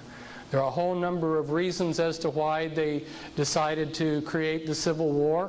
One was just they love to be greedy, and war is a great opportunity to make all kinds of profit from the privateering and running drugs, because like during the Civil War, there was as great a drug problem with the population then as there is today, and morphine and things like this and opium were smuggled in, and great profits were made. So for a number of reasons, the Illuminati made their decision. There were some high-level meetings that were carried out that I could talk about, and then they had to have men to implement these decisions. There was a club called the Bird Club, which met in Boston in a hotel, and this Bird Club had a member called Senator Charles Sumner, who had gone over to Europe and met with Illuminati leaders, for instance Giuseppe Mazzini, and he came back with instructions for the Bird Club. Most of the men in the Bird Club were Unitarians. Some of you may be familiar with the Unitarian Church. Anyway, there was a Unitarian reverend named Higginson, and one named Parker, and another one named Stearns, who happened to have a lead pipe company, and if you know what drinking water that's filtered through lead does to you. And then there was another man, Garrett Smith. His father, Garrett Smith's father, had been a co-worker with John Jacob Astor I, who was an Illuminati kingpin who we'll discuss later. And Garrett Smith was a multimillionaire. And another one, a member, was Dr. Samuel Howe and Franklin Benjamin Sanborn. They reversed the name of Benjamin Franklin, who he is named after. These men were conspirators to run munitions and money to John Brown to carry out armed revolution.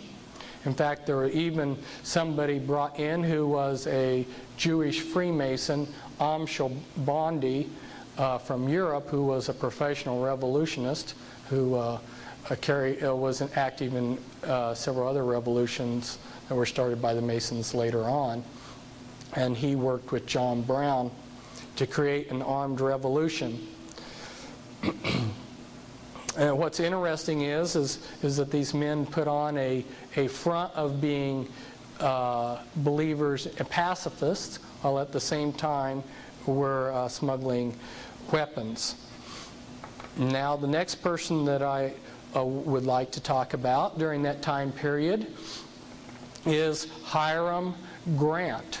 Ulysses Grant's actual name was Hiram S. Grant. He was named after Hiram Abiff, the sun god of the Masons.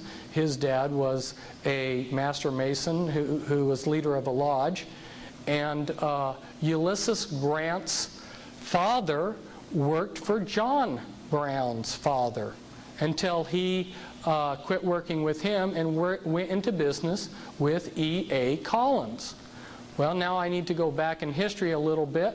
I'm going to be talking to you about the top 13 Illuminati bloodlines, and the Collins bloodline is one of the top 13 Illuminati bloodlines.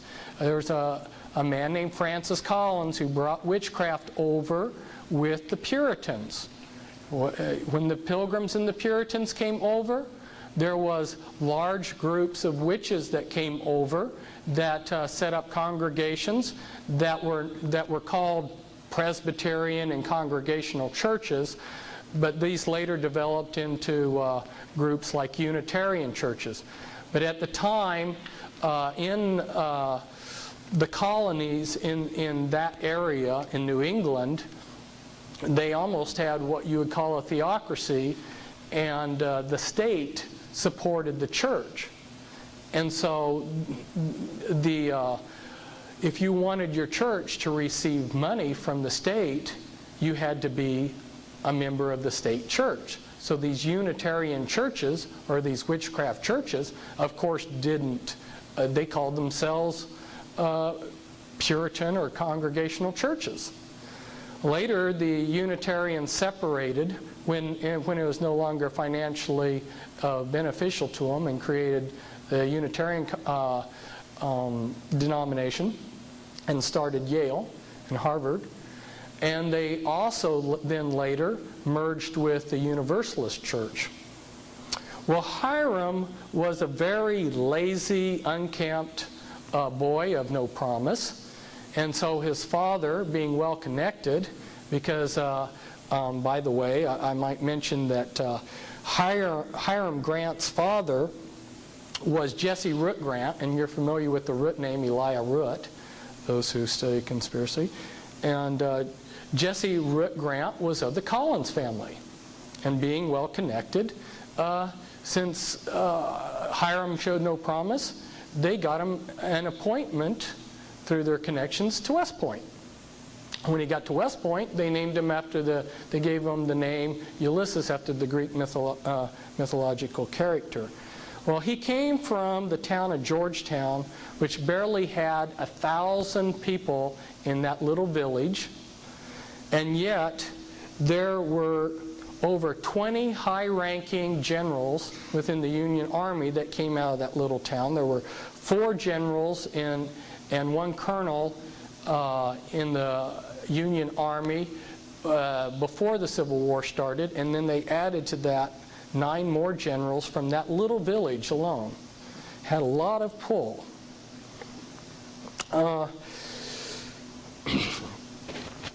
The Grants later had a branch off of them. These bloodlines are like trees. They branch out in many different directions.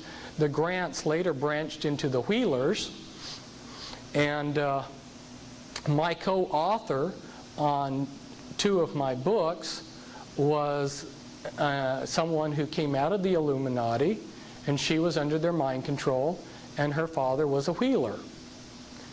And her great uncle, in other words, this man here, General Earl Grant Wheeler. He was a descendant of Hiram Ulysses Grant.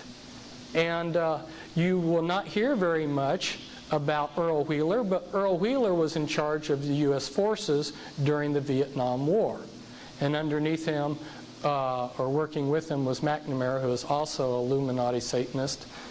But interestingly, the Vietnam War, which was created by the Illuminati to create a drug culture in the United States, had their man, Earl Wheeler, sitting there as the head of the Joint Chiefs of Staff, and his brother, who was named Ulysses Grant Wheeler, his brother's son, Leo Wheeler, was on the west coast of the United States, helping bring in the drugs from Vietnam. Now, Ulysses Grant, he entered the U.S. Army when the Civil War started on April 23rd, 1861. And on August 7th, 1864, he was made Commander-in-Chief of the entire Union forces. And then that was antedated back to May 17th, 1864. So what we see here is Ulysses Grant going from buck private to Commander-in-Chief of the entire Union forces in 3 years. Now, one of the branches of the Collins family that branched out before the 19th century started was the Todd family. And guess who married a Todd? Abraham Lincoln. He married into the Todd Collins family. And his wife had seances in the White House. Well, let's discuss a little bit more about General Grant. General Grant later became President of the United States, and on his cabinet he had 8 Masons. And he also had a man named Columbus Delano, I think, as his Secretary of State. Delano was an ancient elite family that goes back to the black nobility in Venice. And Franklin Delano Roosevelt is a descendant of his. It's a very small world at the top. And the Lee family is one of the top 13 Illuminati families. And there was a man named the Bismarck of the East. He was the chief military man in Asia at the time that General Grant was president. His name was General Lee of the Lee Illuminati family, and he was best of friends with General Grant. And they visited each other. And Grant, of course, like so many of these Illuminati figures, he went to Egypt and visited the pyramids and to the island of Malta. And he also had Alfonso Taft who on his cabinet. And Alfonso Taft is the blood forefather of Clinton. Now let's discuss Abraham Lincoln. Abraham Lincoln's mother, Nancy Hanks, was visiting a town called Lincolnton, North Carolina. And there was a branch of the Rothschild family, which is also one of the top 13 Illuminati bloodlines. And their branch had been branched off as the Springsteins, and then they had shortened it, I think, probably to cover their lineages, to Springs. And you see Abraham Lincoln's half-brother there, Leroy Springs. The Springs, which were Rothschilds, impregnated Nancy Hanks. And she, out of the thin blue air, created the fictional person Thomas Lincoln. And if you go to some of these encyclopedias, they'll say, we know nothing about Thomas Lincoln. Well, there's a good reason. He was created out of thin air, and the world order has been trying to manufacture evidence that the man lived because they try to cover up the tracks of all of this. But the fact is that there never was a Thomas Lincoln. Abraham Lincoln was a Rothschild, and the Rothschilds or the Illuminati was aware of who he was. Abraham Lincoln became one of the leaders of the Rosicrucians. He was one of the Order of the Lily, and one of the 3 men that ran the Rosicrucians in the United States at the time.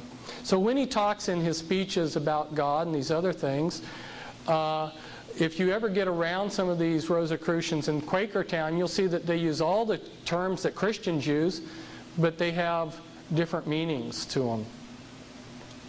And let's take a look at Lincoln. For his cabinet, you'll find a whole lot of nefarious characters on his cabinet too. He had Salmon Chase. If you've ever heard of Chase Manhattan that the Rockefellers are associated with, well, that was named after Salmon Chase, who was Secretary of Treasury for Abraham Lincoln. Salmon Chase was instrumental while he was Secretary of the Treasury to bring in a graduated income tax, and he also created a national bank during Lincoln's administration, which later became a Federal Reserve.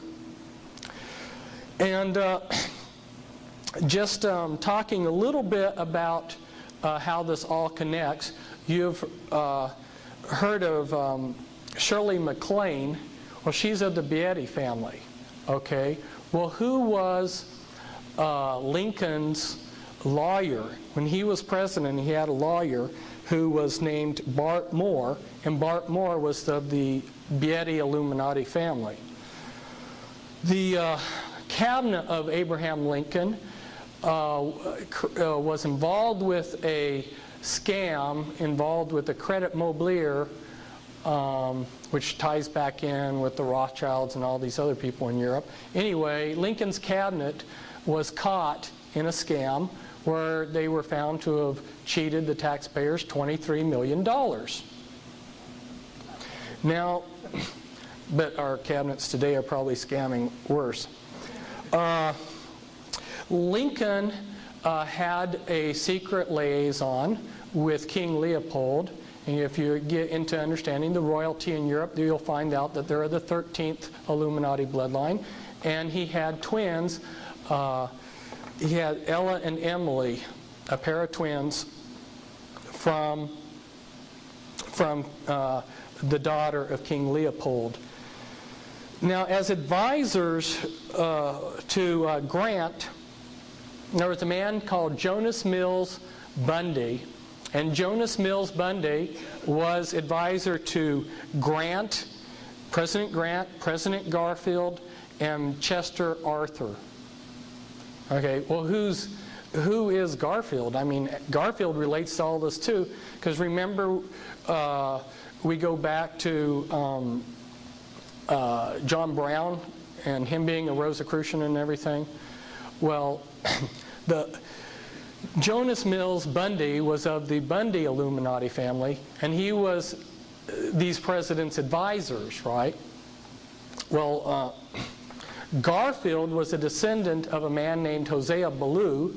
Hosea Ballou was a high-ranking Freemason who went all throughout New England, and he should be a famous figure in American history because he did a lot, but you won't find him hardly anywhere. In you know, his presence is almost obliterated from history. But Hosea Ballou created the Universalist churches that were so active in New England. And one of the churches he set up, Joseph Smith Sr., who was Joseph Smith Jr.'s father, was a member of. Now, Joseph Smith Jr. started the Mormon Church. Joseph Smith Jr. came from a powerful occult family that belonged to a secret witchcraft fraternity, and in the town that they were in, they were called the Fraternity of Rodsmen. But anyway, as a cover, or as a front, they joined the Universalist Church. So you're beginning to see that there's all kinds of connections between these people.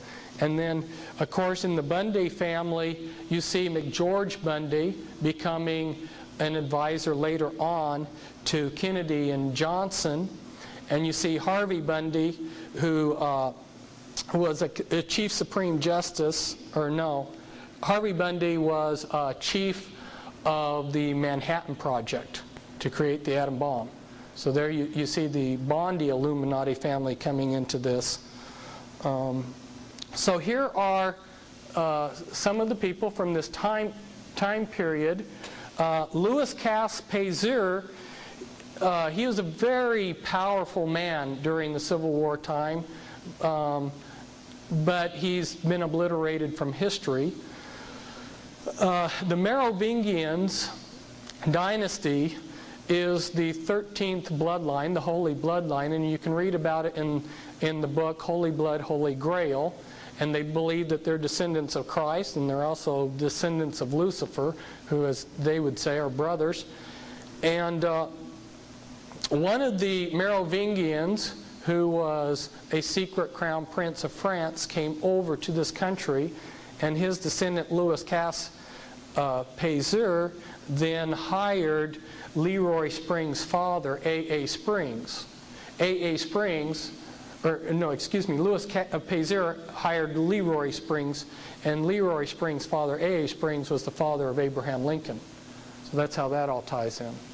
And you'll see more about the 13th bloodline, which happens to be in all of the royalty of Europe. All of the royalty in Europe are part of the Merovingian or the 13th Illuminati bloodline. I thought it was just kind of interesting, too. Grant's face and General Earl Wheeler's face, almost identical noses and frowns. I mean, it just amazed me. It didn't come out very good on the overhead, but almost identical faces. Kind of humorous. Well, talking about one more thing before I get to humor. Okay, I just made this up to talk to you a little bit.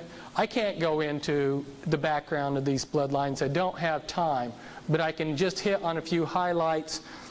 The top 13 Illuminati bloodlines, which maybe I should just mention here real quickly for you. Astor, Bundy, Collins, DuPont, Freeman, Lee, Kennedy, Onassis, Rockefeller, Rothschild, Russell, and Van Dyne, and then the 13th family, which is your Holy Bloodline. Those are your top 13 Illuminati bloodlines, and right up there along with them, and included in my book, were the Reynolds family and the Krupp family.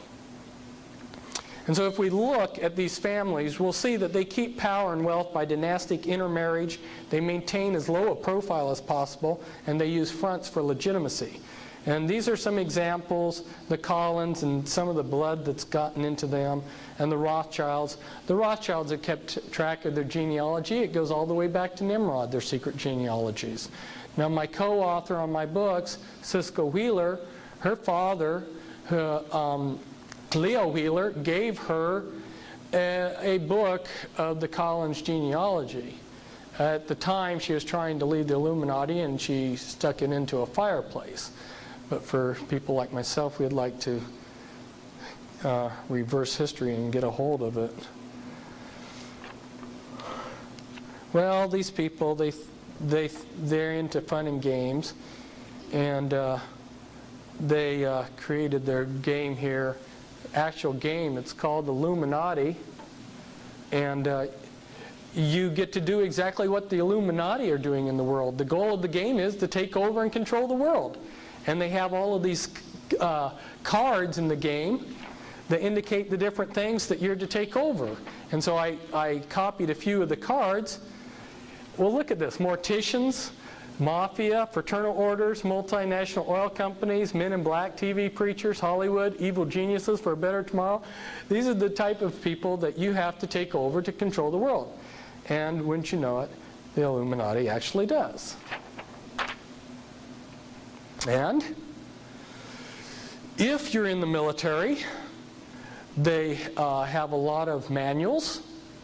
They have this manual for a handbook for chaplains, and if you get it, they tell you about religions that are recognized by the U.S. military.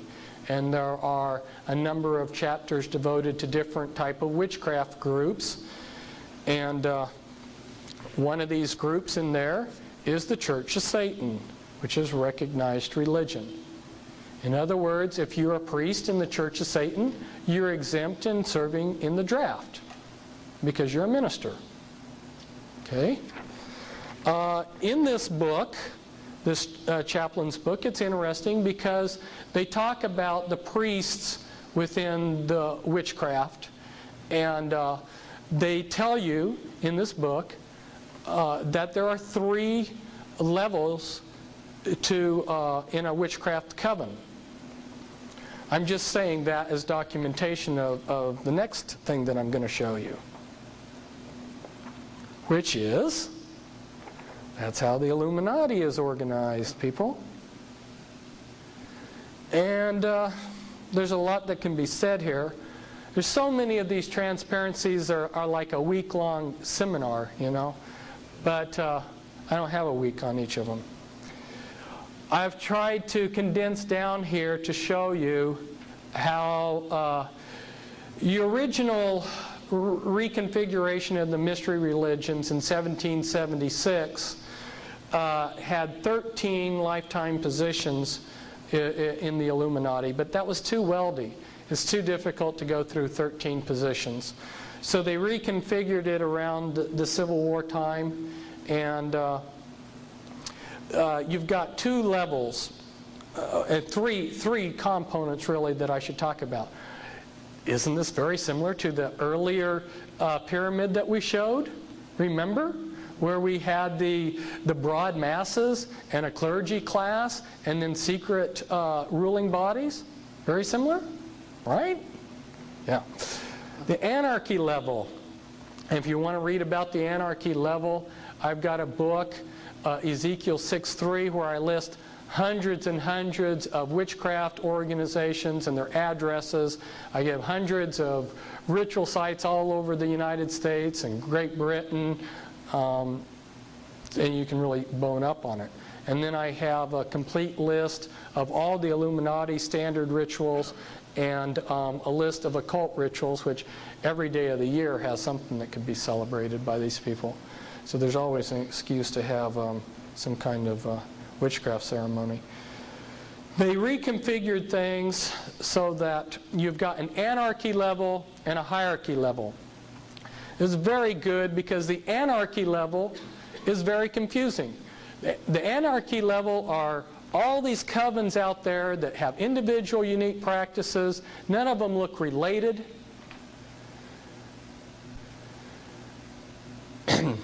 So you enter witchcraft as a novice witch, and you become a craft practicing witch, 2nd degree, and then you become a master witch, which is identical to Freemasonry, the first 3 degrees, right? In fact, Freemasonry's these rituals and witchcraft rituals are identical, except that Freemasons leave their clothes on. Then, if you're one of the people that are selected to become a hierarchy member, and I won't go through the process, their criteria, but if you are initiated into the hierarchy level, if you're in the women's, you'll become a Sisters of Light, and then as a teenager you'll be inducted into the Mothers of Darkness, and then from there you'll become a Grand Mother. And then beyond that, there's special positions. Now what's very confusing when you're dealing with people that come out of the Illuminati is that the Mafia and the Illuminati bloodlines each family has their own. Above the standard 6 lifetime positions, you have your special committees. You've got your Council of 3, your Council of 5, Council of 7, Council of 9, Council of 13, or your Grand Druid Council. You've got your Committee of 300, your Committee of 500. They made a decision to go with 500 multinational corporations. Your Fortune 500 companies are equivalent to your Committee of 500. When I was trying to see how this related to your different orders that the Illuminati has set up, I watched the lives of some of these people, and although because they themselves, are keeping the secret, I couldn't come up to someone in the Order of Skull and Bones and ask them how it works. So I just studied their life and figured it out that way. And as I watched, I saw them go through basically about the same pattern as the system here, which first you'd be tapped to become a candidate in something like the Order of the Skull and Bones, which George Bush, by the way, is a member, as you know. And then your first position there is a knight. And then very soon, after your first year, you become a patriarch. And then from there, you go into the leadership. Or if you watch some of these men, as they progress in life, see, what I did was I said, well, I can't figure out what the levels are from looking outside in, but I can see chronologically how they advance. And chronologically, somebody's going to go up the ladder, right? You don't go down the ladder, you go up. So you just look chronologically at how these men are moving up, and you'll see that they'll join like the Council of Foreign Relations or the Royal Institute of International Affairs. And then from there, they'll go to roundtable groups, and from there, they'll go to the Pilgrim Society. Pilgrim Society is very seldom mentioned by conspiracy theorists. It's far more powerful than the Council of Foreign Relations. And this is showing you some of the other relationships with some of these other things. The Illuminati itself, they are what's called Gnostics. They believe in a Babylonian dualism, but under their structure, or incorporated into their structure, is the Satanic Brotherhood. And within the Brotherhood, you'll find a three-tiered thing again. You got your Black Brotherhood, the Red Brotherhood, and as you go up, your Great White Brotherhood.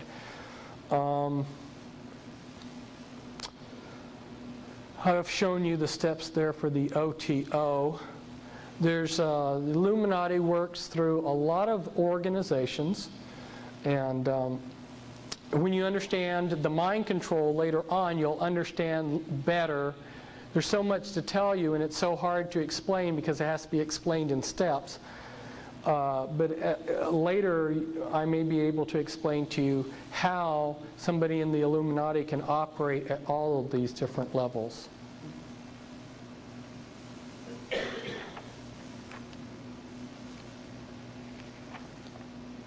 And this you have in your handout, so I won't even explain it, but it gives you a little bit of the history of how the mystery religions have reconfigured themselves.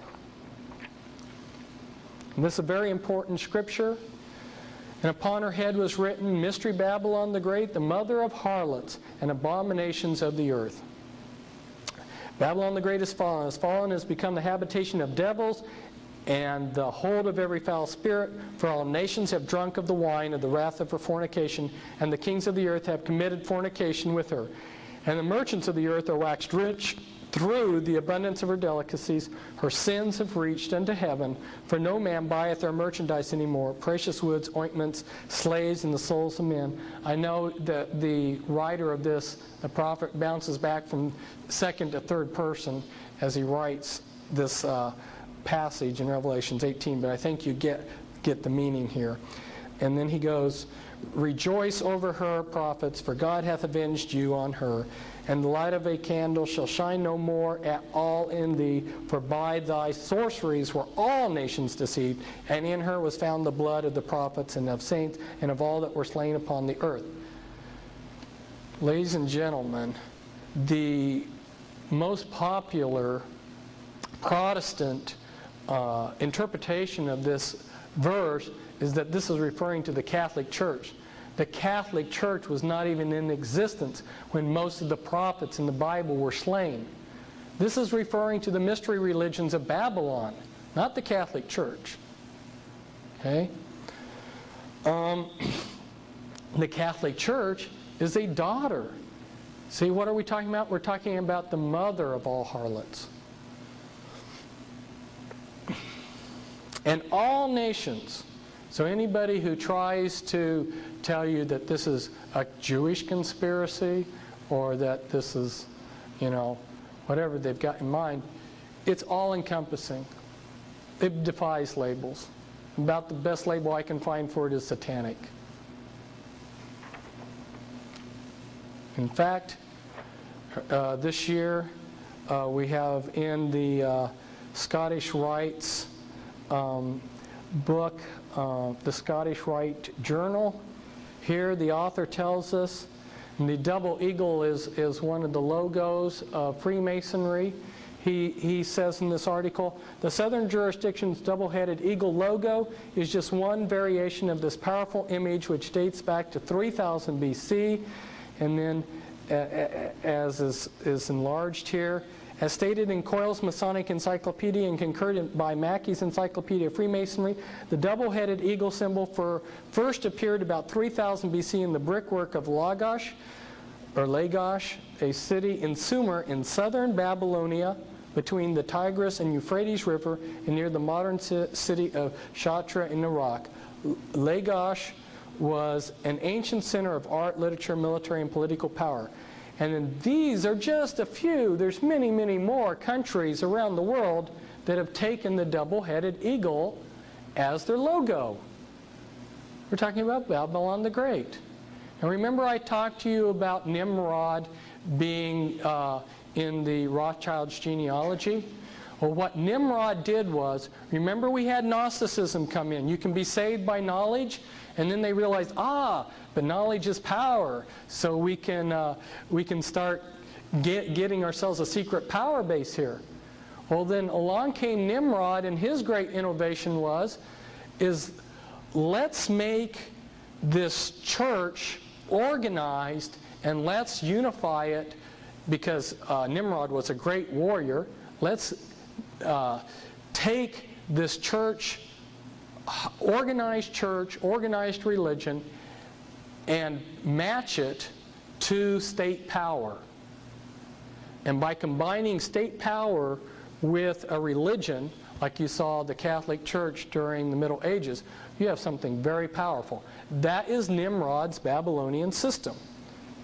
And throughout the world, you'll see, like here, Colombia, Turkey, Bolivia, Chile, Honduras, Italy, El Salvador, Scotland, Philippines, Israel, Paraguay, Germany, Mexico, France. They all have the double-headed eagle as their logo. And there's others too, like Canada. This I just threw up here to show you that in my writings, like in my Be Wise as Serpents books, I try to untangle the confusion that's out there. There are so many of these groups with similar names. You talk about the Knights of Malta. There's all kinds of groups with the name Knights of Malta. And then the Knights of Malta go by several different names, which some of these other groups also go by. So nobody who's out there that's exposing this world system, this conspiracy, has really untangled this for people. And there's a lot of confusion going on out there. And so in order to help people, I've done some of that, taken the trouble to try to unscramble it for people. This comes from the Talmud, and this was the foreword to the Talmud. And it says, when we come to the Babylonian Gemara, which is the Talmud, we are dealing with what most people understand when they speak or write of the Talmud. Its birthplace, Babylonia, was an autonomous Jewish center for a longer period than any other land, namely from soon after 586 before the Christian era to the year 1940 after the Christian year, 1626 years. So that was a Jewish center there in Iraq for all those years down through modern history. And over here it says a reliable English translation of the whole Babylonian Talmud has long been looked forward to by scholars. All the censored passages reappear in the text or the notes. You see, when the Jews were in the Babylonian captivity, the mystery religions created a daughter organization of priesthood, which were called the Pharisees. It was a mystery religion, and they had a front, and they had the esoteric front, which looked good, and then they practiced their satanic rituals in secret, and that came from Babylon. And of course, they, like the Illuminati, they had wanted to keep their tradition secret for years, but they finally had to write it down. But there were a lot of passages that were censored out of the text that the public was allowed to see. And what this is commenting on is finally they're coming up with a translation that's going to give more of what the full Talmudic text says. This is the Jewish Encyclopedia. The belief in the magic power of the letters of the Tetragrammaton and other names of the deity seems to have originated in Chaldea, same area of Babylon. Chaldean magic, whenever then the Theurgic goes under the name Sefer or Kabbalah Zephyrah, induced Babylonian rabbis of the 4th century to create a calf by magic. And here it says Gnosticism was Jewish in character long before it became Christian. And the whole dualistic system of good and evil powers, which goes back to Zoroastrianism and ultimately to Old Chaldea, can be traced through the Gnosticism having influenced the cosmology of the ancient Kabbalah before it reached the medieval one. And it says the Klepet, the medieval Kabbalah, are found in the old Babylonian incantations. So the Kabbalah is based on Babylonian magic. The secrets of the Theurgic Kabbalah are not lightly divulged. See, that's esoteric knowledge. It's hidden. You're only given the knowledge of the Kabbalah and the Zohar and so forth in increments. The whole system of conjuration of angels and demons by which the evil spirits were exorcised, even the magic sign or seal of King Solomon, known to the medieval Jews as the Shield of David, has been resurrected. And what this is telling us here is that with the destruction of the temple, this is from Jewish Encyclopedia, the Sadducees disappeared altogether, leaving the regulation of all Jewish affairs in the hands of the Pharisees.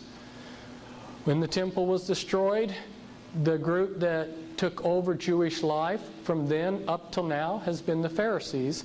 And the next paragraph bears that out. Henceforth, Jewish life was regulated by the teachings of the Pharisees, which were a branch of the mystery religions. The whole history of Judaism was reconstructed from the Pharisaic point of view, and a new aspect was given to the Sanhedrin of the past. A new chain of traditions supplanted the older priestly tradition. Pharisaism shaped the character of Judaism and the life and thought of the Jew for all the future. So from that time until today, the Pharisees, known as the rabbis, have been in control. And that doesn't mean that all rabbis are evil. It's just like we go back to the tree of a tree that was in the garden of good, the tree of good and evil. Some of the fruit on that tree is good, and you'll find some rabbis trying to do good, and they will say, "Yeah, they know. If you can get them to talk, they'll tell you about the rabbis that they know personally who are Satanists and into black magic and using the Kabbalah for evil." This is just saying that the Talmud, which is the teachings of the Pharisees, which was codified several hundred years after Jesus, ranks in significance above the Torah, and the Torah are the first books of the Bible. Which if you're in a synagogue, you'll see that they keep the Torah housed. And this is from the Jerusalem Post International Edition. This was a Jewish magazine that was intended to go throughout the world.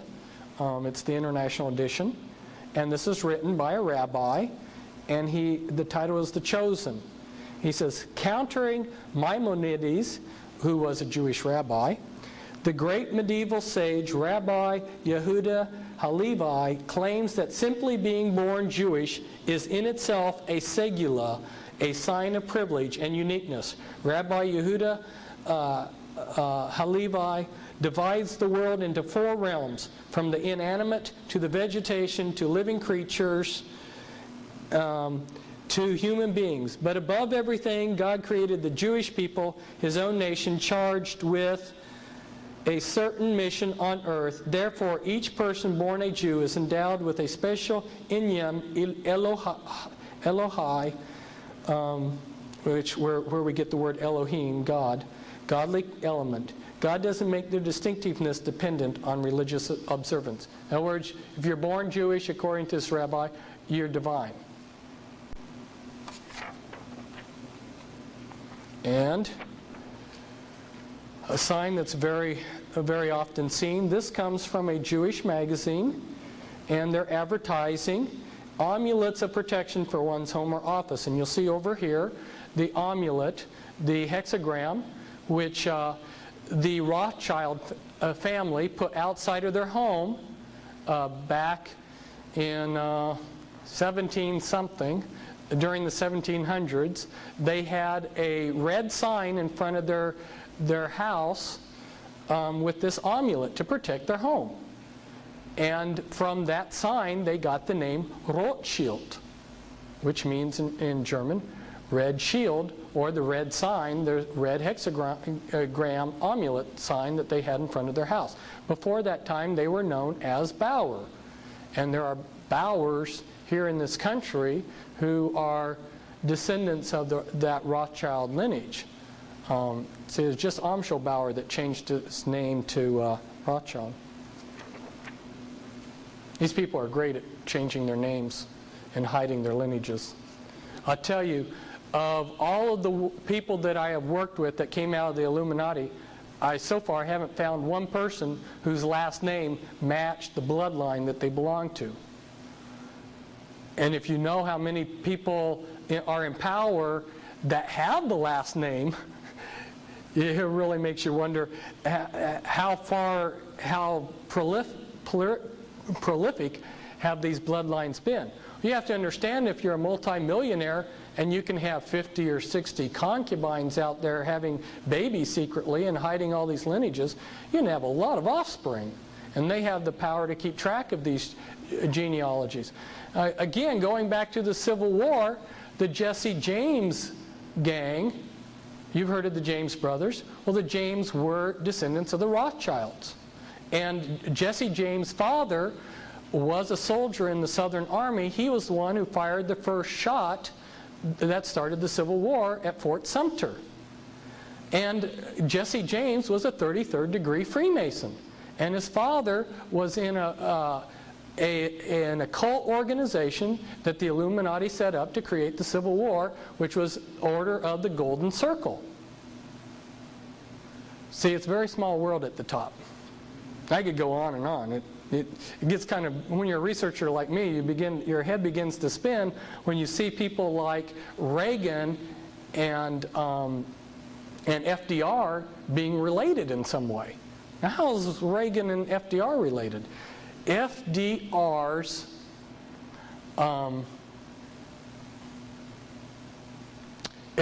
wife, help me out here, Eleanor, right?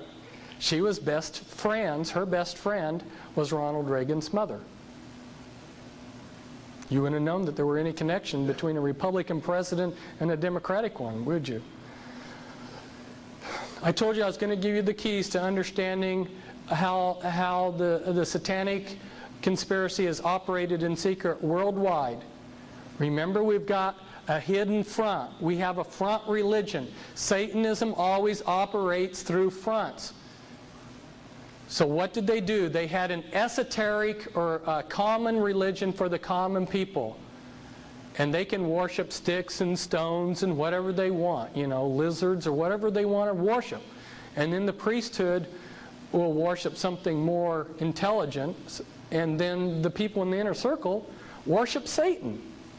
If you go all around the world, you'll see this is the key to uncovering satanic worship all around the world for all of history. The 5 interlocked concepts. All of these concepts are represented in the occult world around the world by snakes. The light bearer, gaining wisdom, the search for wisdom, sun worship is represented by snakes, the Kundalini force, and the regenerative principle, which is phallic worship. They're all represented by snakes, and they're all interchangeable for each other. If you go into certain Masonic rites, when they're talking about sex worship, they also believe that they're worshiping Lucifer when they're doing that. They're interchangeable. And I put this down here too because all around the world, in Babylon, ancient Babylon, in Switzerland, in India, in China, you'll see the caduceus used in the ancient world. That's a symbol for Gnostic dualism. Remember, the snake represents wisdom? Well, in the Illuminati, your good deeds must balance your bad deeds. So some of your greatest philanthropists are your greatest Satanists, because their good deeds must balance their bad deeds. Of course, their good deeds are usually self-fulfilling.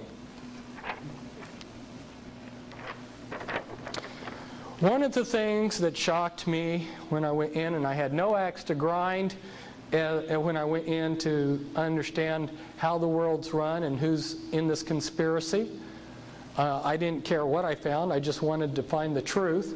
I discovered that the Scottish element is just as strong as the Jewish element. It was rather shocking.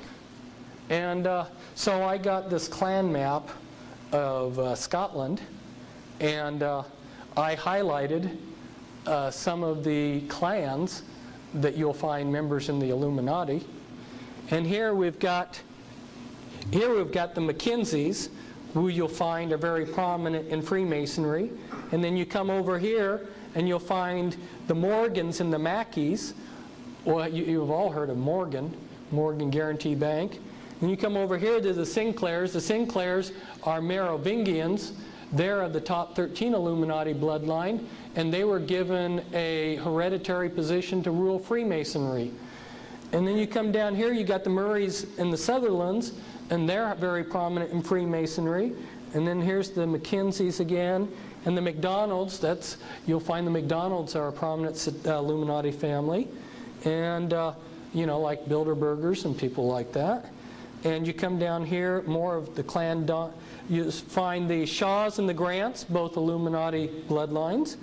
Douglases, Stewarts. Some of the Stewarts are in the Illuminati and good friends with the Rockefellers. Let's see, you've got the Clan Donald here. You've got the Kennedys down here. That's one of the top 13 Illuminati bloodlines. You've got the Campbells. The Campbells, another Illuminati Masonic thing. Cameron. That's one of the primary early programmers for the Illuminati was Ewan Cameron. He was Scottish, came over from Scotland. In fact, he would call his patients Lassie. And there's some others there. It's kind of hard to see, but you got the idea. That was a shocking thing for me to find out that the Scottish participation in this is so powerful. And I began to realize why they called it the Scottish Rite. And if you look at the Ku Klux Klan, it's based on Scottish Celtism. And it was created by several different Celtic secret societies, which I don't have time to go into. The Illuminati also helped them out. Now, a lot of people don't believe that there's such a thing as satanic ritual abuse, so I pulled this one out. It's in a museum. In the Illuminati, you're constantly having to make oaths to Satan, and you sign them in your own blood. This is a document, and it's in French, and the oath goes to Satan: to give you my body and soul, my life is holding it from you, having dedicated it forever without any will to repent. And this is one of the most secret buildings that the Illuminati has in the world. And I'm now going on tour to expose it. Happens to be in this little town of Muno, near the Belgium-French border.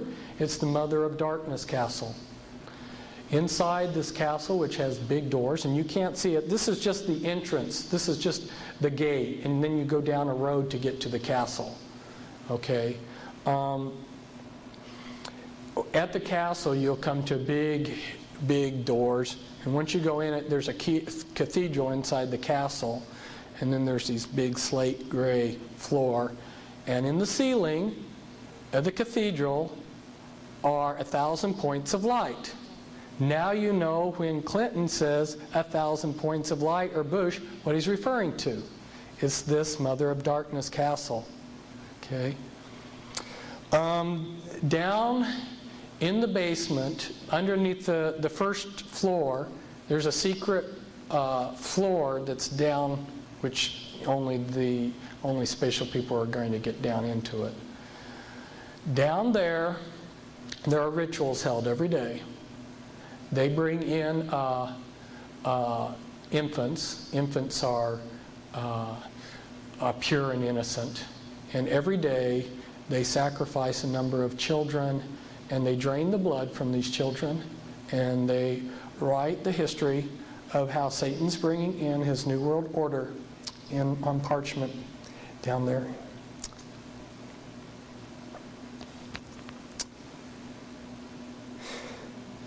For those of you who have studied Holy Blood, Holy Grail, and know something about the Merovingians, you'll find out that one of the secret organizations that they created in the last century was named after this monastery here.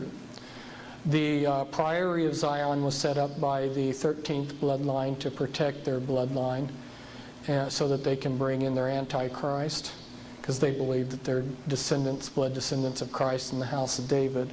And one of their primary stomping grounds was this little area here. Just outside of Muno is this castle, Chateau Amorois or something. It means the Castle of Kings, which is kind of misleading because only mothers of darkness, only women go in there. Very seldom do men go into this castle. They do their Kabbalistic path workings there in this castle. They'll fly mothers of darkness from all over the world for high-level rituals there. But anyway, just about 4 miles away, the scale here is very small. So there's only 4 or 5 miles here between. This is Abbaye d'Orval right here, and there was a King Dagobert the Fourth, who was killed. He was one of the last great Merovingians, and you'll see a skull in a little bit. And he was killed near here, in this area, hunting. And then the Merovingian dynasty, after he was killed, sort of went into hiding. The Catholic Church for a while tried to subvert it, and Dagobert the First has been eliminated. Am I getting it correct? Is it the third or the fourth? Anyway, what's interesting is if you look in the lineages of the kings, that number is left out in European history. And as you get kings, you go 1, 2, 3, 4. So if the third one or is missing, something wrong with history. But they tried to erase him out of history. The Catholic Church did, because the Catholic Church at that time was in competition with this Illuminati bloodline. This monastery here is where Peter the Hermit set out, and the Merovingian dynasty created the Crusades because they were the house of David. They weren't real Christians. They were actually a witchcraft, Kabbalistic practicing lineage that wanted to regain possession of Jerusalem and the treasure in Jerusalem. And they sent out Peter the Hermit from this monastery, and he was a dynamic monk who preached all over Europe and got the Crusades started.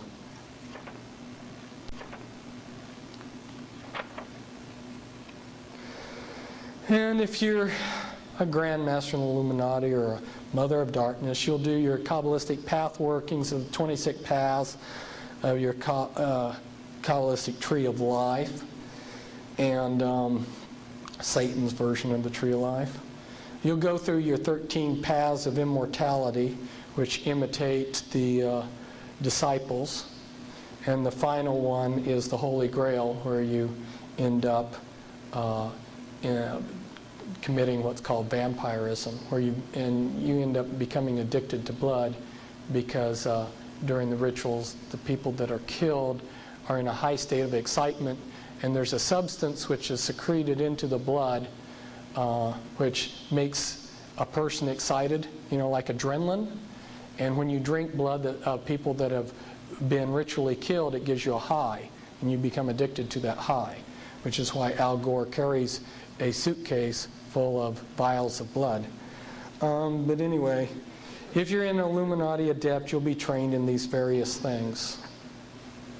It's very eclectic. As Christians, we think of, this denomination, that denomination, and if I'm Baptist, I wouldn't go to a Presbyterian church or something. In the mystery religions, anything that's esoteric and magic, they learn. They want to know it all. So going back to the elements of the world system, and I told you I was going to show you some of how those elements are controlled, and those elements then in turn control the entire global system. The first real scientific political scientist, so to speak, the father of political science, Machiavelli, who wrote The Prince in circa 1515. And just read a couple of these to give you an idea. And as people who have been to West Point probably, I'm probably at his time when he was at West Point, they did the same thing. This was required reading for us. Sample of Machiavellian advice to political rulers. Rulers should defend powerful neighbor countries and weaken the stronger neighbor countries. By setting up protectorates and weakening the strong, a successful divide and conquer strategy is achieved. A ruler must not mind incurring the charge of cruelty for the purpose of keeping his subjects united and faithful, for except for a few exceptions, he will be more merciful than those who, for excess of tenderness, allow disorders to arise which injure the whole community. Men have less scruples in offending one who makes himself loved than one who makes himself feared. Love is broken whenever it serves selfish men's purposes, but fear is maintained by a dread of punishment which never fails. Still, a ruler should make himself feared in such a way that if he does not gain love, then he at any rate avoids hatred. So the Satan inspired, when you read The Prince, I can see nothing but Satan inspiring the work as to how to create political science in order to scientifically control the world. Oop, wrong stack. And so, here's how they do it. In the United States, here's the political process. And this was in my Be Wise as Serpents book, but I found that it was rather unintelligible unless I took the time to sit down and really explain it. And again, we can only go through this very briefly. But the way it would work is at your high level, within the Illuminati and within various groups, we've got decisions that are made. Those decisions are transmitted down to the national level. Okay, on the national level, we've got a group called MJ12, and they're Majesty 12, Majestic 12. The code that's stamped on their paperwork is MAGIC, M-A-G-I-C. It's got a double meaning there, doesn't it? And this goes back to Plato. Plato, who's a very important person in the occult world, said that countries should be ruled by these wise men. And Sir Francis Bacon, and I love to spend all the time to explain how this all fits together, but I don't have the time. But Sir Francis Bacon, who wrote The New Atlantis, Sir Francis Bacon was very instrumental in this country being settled, and his actual book was called something about the Rosicrucians, but the title got changed to the New Atlantis. He discusses in there about how these wise men are to rule. It's Plato's idea, just rewritten. And then the Illuminati's updated it to what we call the study group, or the MJ-12. And MJ-12 originally had 3 groups of 6 men. It had 6 men from the Jason. It had 6 men, excuse me, from the executive committee of the Jason Society. It had 6 men from the executive committee of the Jason Group, and then it had men in key positions in the government, such as head of CIA, National Security Council, FBI director, and then it had a head over it. So it had 666 and a head over it. In Reagan's administration, I think it was that they upgraded the group to 40. But this group has gone under a whole long list of code names. I list some of them in my Be Wise as Serpents book, which, by the way, isn't back there. It's out of print. PL40 is one of the code names of this group. They've tried to look like a leaderless group. They've tried to look like a group that's not even a group, that just suddenly, a group of elite guys happen to meet at the golf club and talk, But this is the wise men. It's the wise men concept that the occult world talks about. But they can't make all the decisions. A group of 12 men or 40 men can't make all the decisions. There's too many decisions. So they pass it down to the level 2 decision makers, which are the policy planning groups. Policy planning groups include the Council of Foreign Relations, Trilateral Commission, Brookings Institute, the Business Roundtable, the American Enterprise Institute, the Population Council, Resources for the Future, Urban Institute. These people make decisions. Okay, but they can't make all the decisions still. There's still more decisions. So there's intermediate group. They pass some of the decision making on down to the research policy planning groups. And I've just listed a few of those. The RAND Corporation, the Stanford Research Institute, and the Hudson Institute. So let's say the Stanford Research Institute has been given a problem. They formulate an answer. They pass it on to the Council of Foreign Relations. If you look at the way it works, Council of Foreign Relations almost always rubber stamps the decision. But it has to be rubber stamped before the Illuminati act on it. Okay?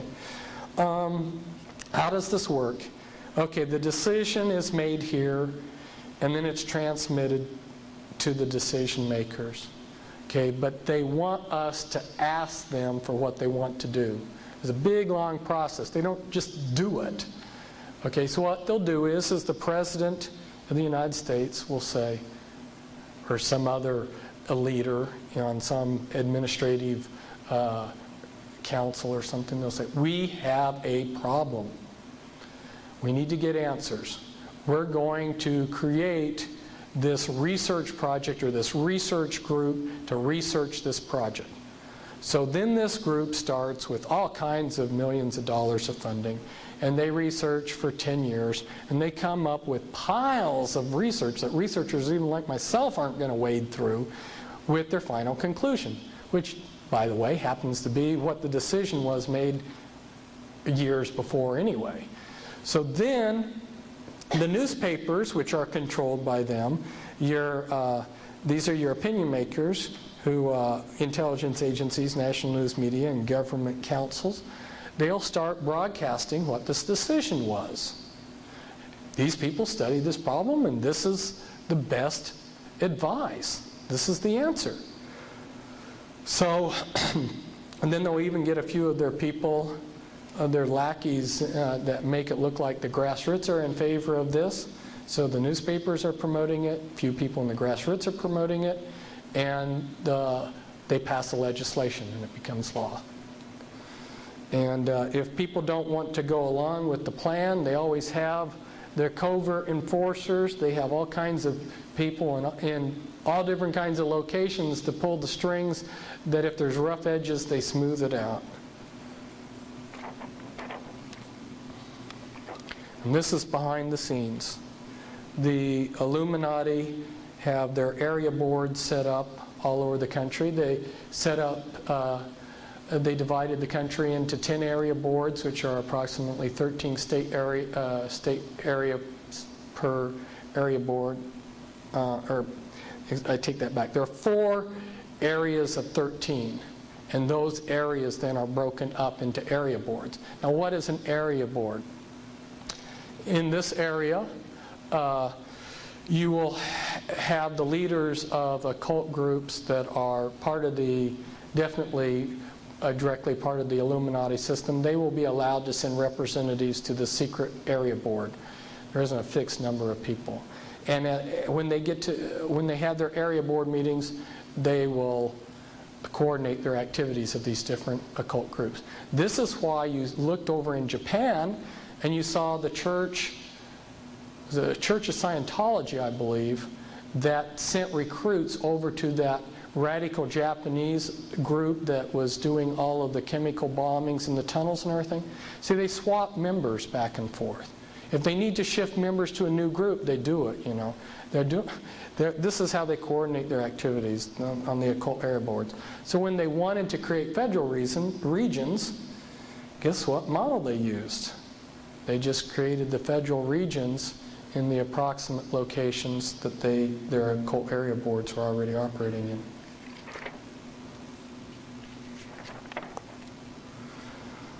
Okay, that was the political side of things, which was the state or the order. And if we go in and look at the financial element in the world system, how is that controlled? This was a page, and they've tried to keep this very secret. This information is not out there in very many places. Wasn't out there, but fortunately we have it. They created fractional reserve banking, the Federal Reserve System, and the stockholders of the Federal Reserve System are listed here in this listing. And if you can see some of the names there, you'll see Morgan, Rockefeller, Pine, Reynolds, Warburg, all Illuminati families there, Hummel, and these people own the stock of the Federal Reserve. When the IRS collects our taxes, the first check that they write out is sent to the Federal Reserve to pay the Federal Reserve, which is a private corporation, for the use of their money. And that check is billions of dollars. It's a huge check. So I can't remember now the figure off the top of my head what it is we pay in interest for the privilege to use the Federal Reserve's money. This is just like Federal Express. Federal Express is not part of the government. It's owned by the Rothschilds.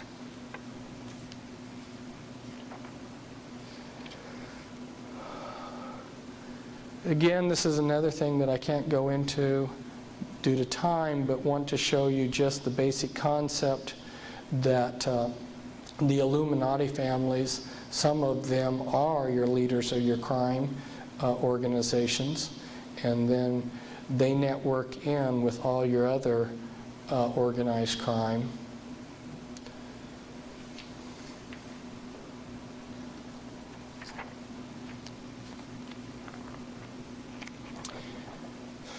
Remember, we talked about health and markets and things like this.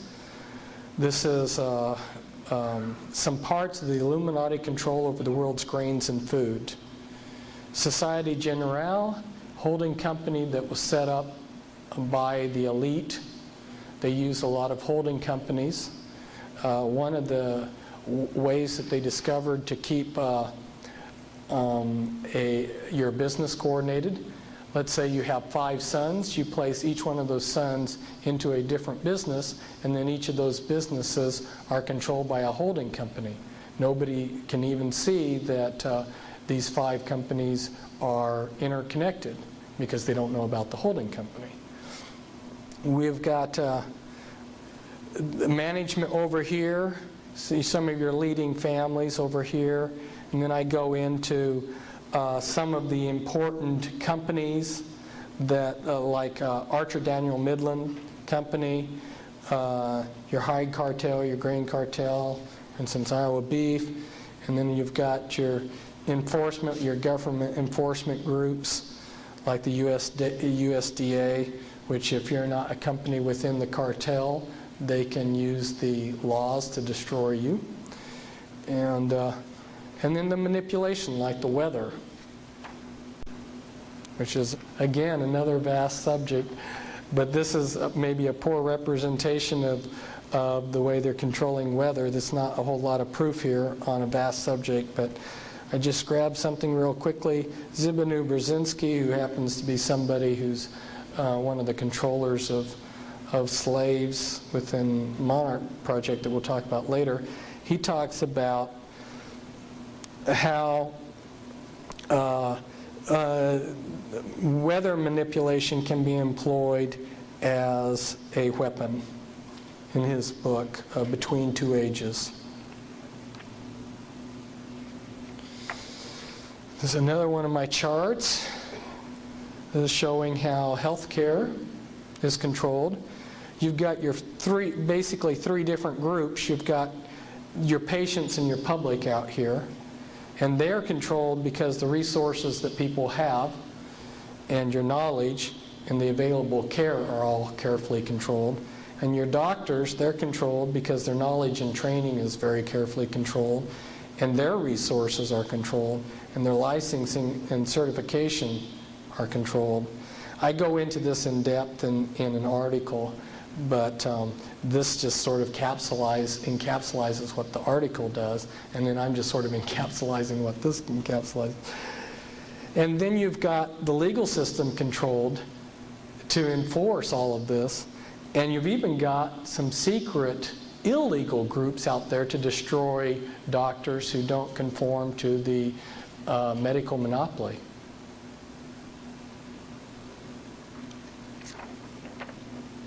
Very powerful. This is Illuminati control, Illuminati and mob control of Hollywood. You got your mafia and Illuminati councils.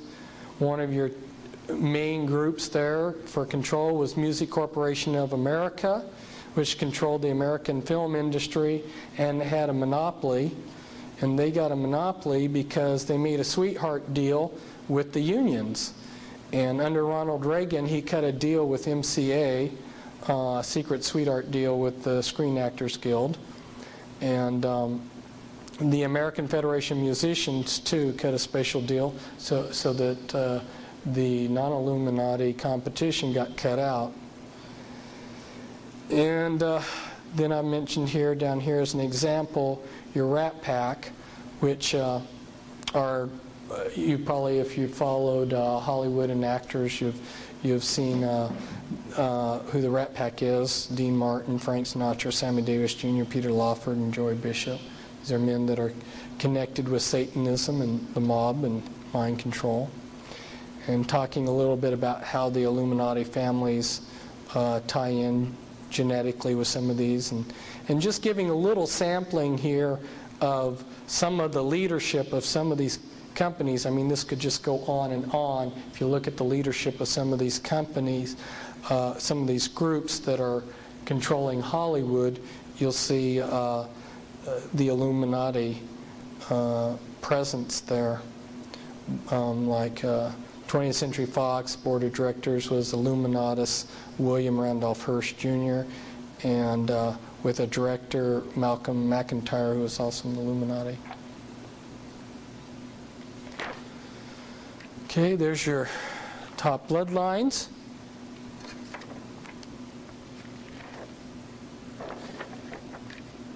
This was Joseph Smith Jr. He was Joseph Smith Jr. and all of the leadership of the LDS Church in Salt Lake City and the RLDS Church have all been of one bloodline. In fact, their present leader, Gordon B. Hinckley, I believe is a Merovingian descendant through Nathaniel Hinckley. And that goes back to the Plantagenet family, who were Merovingians. Joseph Smith Jr., these were his magic amulets that he carried. This was a pouch that he had for his magic parchment. This was a serpent's cane, or a staff that he had, a ritual staff that Joseph Smith had. And this was his ritual anathema that he had, and the ritual inscription on it. Joseph Smith Jr. created a high rite of Freemasonry, and he got some of the Freemasons upset in his area, and they murdered him. This is a seer stone, a magic seer stone that Joseph Smith Jr. had, and another pair of magic parchments that Joseph Smith used that were his, that were passed down generationally. And this is Brigham Young with his Masonic pin there. And these people are the Merovingian dynasty and the tribe of Dan. You'll find out that when the Mormons got started, they created a secret group called the Danites, which were assassins to keep their opponents, kill their opponents. And here's Dagobert's skull, and it's preserved in a convent.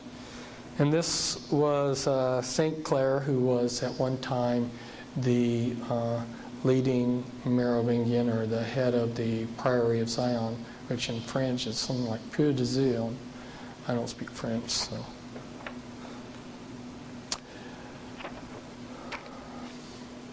There's Charles Taze Russell, who was a Knights Templar. Charles Taze Russell, who started the Watchtower Society of the Jehovah's Witnesses, ritually murdered by the Illuminati on Halloween, has his ashes protected below a pink granite pyramid made from the sacred enchanted rock mountain at a sacred site 18 miles north of Fredericksburg, Texas. The pyramid is in a cemetery in what was Allegheny, Pennsylvania, now Pittsburgh, Pennsylvania, and he had the Knights Templar logo on his pyramid that his ashes are buried under. And talk about really wanting nobody to desecrate his remains. They used barbed wire as rebar in the concrete foundation. If you've ever poured concrete, you know what rebar is. Well, they used barbed wire for rebar to make sure nobody got through to his ashes. And the problem with Freemasonry isn't just with the Jehovah's Witnesses or the Mormons, or their founders, or some of the other groups, but in a lot of groups are tied back in, as this is a stained glass window showing the upside down pentagram, and this is in West Virginia. This is a Church of Christ, a couple Churches of Christ, with a strange form of a Masonic logo. This is some of the Astor Illuminati members, and I don't have time to go into the members of these families. I might just briefly comment on one. That's John Jacob Astor I. Came over from Germany. The Illuminati gave him a concession to operate drug smuggling. There had been fur trading going on in North America for several centuries. Remember, Columbus came in 1492 and people started trading furs with the Indians soon after that. Well, he came to the United States after the Revolutionary War. Within a matter of just a few years, he had a total monopoly over the entire fur trade in North America. How do you do that?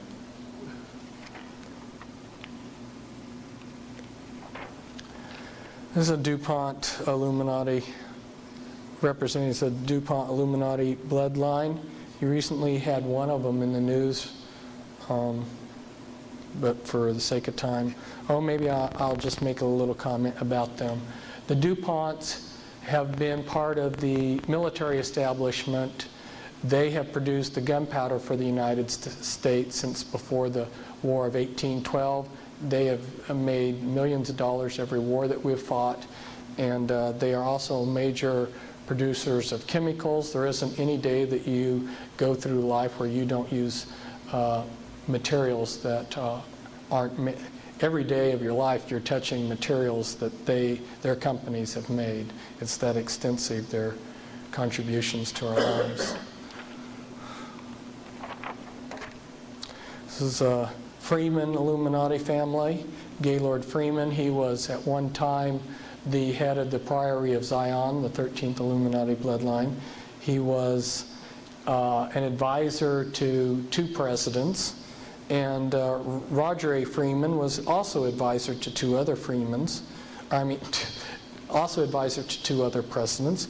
And then this is a picture of one of the Freemans that's in the Skull and Bones order, which is just one of the many groups that the Illuminati have set up in many of the college campuses as an entry point into the Illuminati.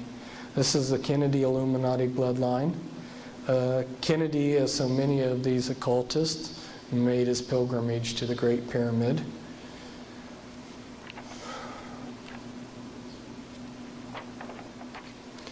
And one of JFK's girlfriends was Jane Mansfield, who was a member of the Church of Satan.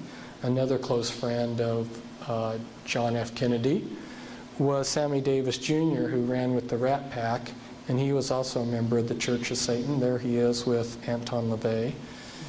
And the first Kennedy in history was named Brian Boru. He was also had the name Brian Kennedy, and he was the ruler in Ireland, and from his royal seed came a lot of other aristocratic Kennedys throughout history. And I brought this in because I'm wanting to talk about Illuminati mind control, and I think you're seeing different alters here, different personalities here, as she was the first presidential model that they allowed in public. This is a little bit of the Onassis Illuminati bloodline. The Lee Illuminati bloodline, a very ancient aristocratic bloodline in China. Li Ka-shing is a billionaire in Hong Kong, has a television network that covers Asia, has a lot of holdings in Canada.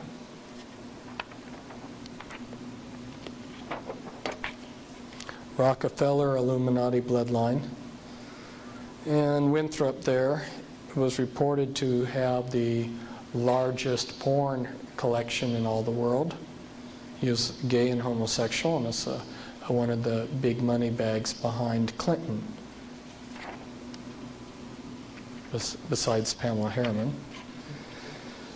And this is, you can pronounce his name Guy de Rothschild or Guy de Rothschild, if you want a more French pronunciation, Guido. I believe that from working with high-level Illuminati people, that he is either the father of the Antichrist or the father of the Antichrist John the Baptist. And this is one of his homes, his son David. And yes, he is alive today. These are just some odds and ends of the Illuminati. That's Hitler's grandmother. She was a maid in Vienna for the Rothschilds and was impregnated by them. Hitler's father was paid money to change his name from Schicklgruber to Hitler, which had an effect of hiding Hitler's lineage. Hitler was a Rothschild. And that's Marquis de Lafayette. Remember I talked to you about the Scottish connection. Scotland and France were buddy-buddies down through history, and Marquis de Lafayette came from an area in France known as Brittany, which is Celtic, and ties very closely in with the Scottish Jacobins and so forth. Russell Illuminati members. There's our much beloved president doing a hypnotic induction of slaves with the sign of Satan. And this is Bertrand Russell. The Russells were an aristocratic family in England. The Russells have been very prominent in helping set up a lot of religions and other groups. William Huntington Russell and Samuel Russell were involved with drug trades and setting up the Order of the Skull and Bones, which was created, by the way, at Yale. Yale being a Unitarian college that already had Illuminati secret societies at it before Yale came. Well, it's very hard for people to see that there's a conspiracy because everything's so broken down on our level into tiny pieces. So I thought if I went in reverse, it might help people see how all of these fragments connect into the whole. You've got different Illuminati goals that are set, and then those goals are broken down into further goals, and then they take all of their different groups throughout the world system and have them participate in different ways. So like, let's say the objective is Illuminati authority. Okay, A, know everything about people, Big Brother. So they've got 9 beast computers which are tracking all people. People are tracked from the cradle to the grave. The IRS, the Jesuits, and other people have a complete memberships of all types of churches on their computers. The LDS are compiling on computer the family histories of everyone alive. The Mormon Church has made it the primary duty of all Mormons to do genealogy work. And they have gone to every nation in the world, and even nations like Red China have allowed them to go in and photograph all of their records. And they have brought these records back, and you'll see where they keep them in a minute. And the task of assembling the backgrounds on everybody is so monumental that they're even secretly getting students in the public schools to participate in this work. Then you get your CIA, IRS, FBI, NSA records of all potential opponents to the New World Order. Got Social Security numbers and Social Insurance numbers to track all people. You've got banks and crediting keeping track of people. You know, when you're making a transaction on your ATM in a few seconds, it's recorded in the beast computer. And then you've got your 911 numbers. And they have detailed information on people in the 911 system. This is a good example to show you how different components work. The Grange, which is a fraternal organization for rural areas, it looks rather innocuous. It doesn't look very harmful, but you look at their logo and it's kind of interesting. It's the Illuminati all-seeing eye. And when the Illuminati wanted to keep track of people, what they did was they called on a favor, and of course the Grange was set up by Freemasons. That shouldn't surprise you. They're sort of the glue that hold this all together, the Freemasons. And the Grange was this good rural group, fraternal group, that did the legwork to get the 911 system brought in. Well, no one would see a conspiracy taking place with all these different little groups, and that may be the only thing that they used the Grange for quite a few years.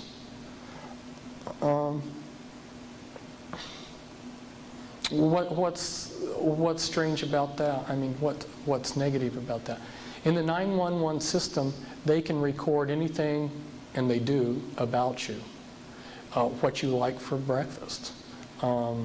You know, what kind of clothes you wear. Anything can be put into the 911 system. There is no criteria on relevancy, anything. It's a nice way for Big Brother to accumulate on computer all the that they would want. And then you've got them monitoring most mail opening operations, and most phone conversations are recorded. I say most there. That's an understatement. All electronic communication in this country is monitored. And that's by the National Security Agency. And that's a big subject in itself, but it came out in the 1960s that they were doing this in the paper, but they stick these little things in the back of the paper in little articles and then choose to ignore the significance of them for the rest of the years, and people forget about them. But during the Israeli-Arab War in 1967, to give you an example of the military capabilities of the world system, they had voice prints of every Israeli officer and every Arab officer too. And if you can imagine, when a war's going on, you've got all these people with walkie-talkies and radios and everything, and an American spy ship is off the coast of Israel, and it's picking up all of these thousands of signals, and it's just a spaghetti mix of signals. Their computers can take and unscramble all of these signals, tell where they come from, and because they have every officer's voice print, they can know via the computer who's talking.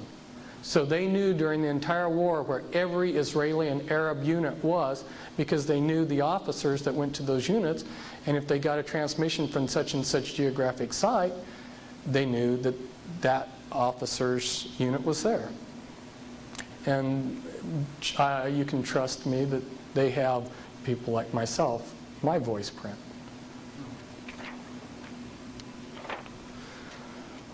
This is where the Mormons store the genealogical records of the world. I wonder what else is down in this big thing. It's under a granite mountain that can survive any kind of nuclear holocaust imaginable. What else does the Illuminati have down there? These I'm just going to flash up real quickly. A couple more Illuminati objectives that I've broken down for people. These were in my Be Wise as Serpents book.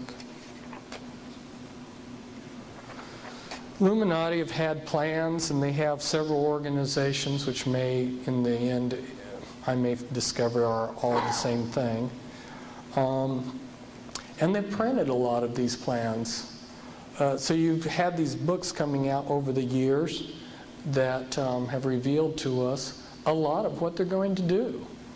And you go in and you read H.G. Wells' books like The Open Conspiracy and the New World Order, the World Order and the Modern Utopia, and he describes to a T a lot of the things that are happening.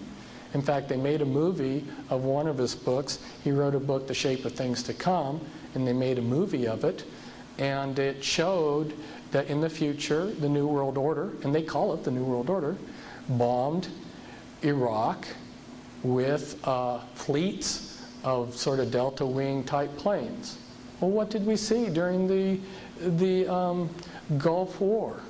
Exactly what he predicted back in 1938, exactly to a T. And I'll show you in the movie somewhere when we get to it. I threw this in as a sample. You read through these people's stuff and it'll blow you away, because here in Manly P. Hall back in 1972, and then you go back and look at what Jefferson was writing. Thomas Jefferson was one of the Illuminati. And then you look at Clymer's fundamental laws back in 1916, and they're predicting NAFTA. Clymer was saying that the capstone would be placed on the Illuminati pyramid when Mexico, United States, and Canada peacefully merged. And they had to be peacefully merged because there was an occult significance to that. So by debriefing people that have been high up in the Illuminati and been in on planning sessions and heard things of what were going to happen, I knew the Bosnian conflict was going to happen. I knew they were going to blow up a federal building like in Tulsa. I knew a lot of these things. And here's a photograph off of that movie, The Shape of Things to Come, which was H.G. Wells' book. And guess what their logo was? It's the winged sun disk, which is an Egyptian magic symbol, which is used by Charles Taze Russell, who started the Watchtower Society, is used by the Theosophical Society, and is used by Aleister Crowley on his material, who is a Satanist. So winged sun disk, the satanic Egyptian hermetic symbol, will be the, according to H.G. Wells, the symbol of the New World Order. By the way, who was H.G. Wells? Well, he was leader of the Fabian Society, Fabian Socialism, and he is also a Freemason. In fact, one Masonic book says that he's one of their best prophets.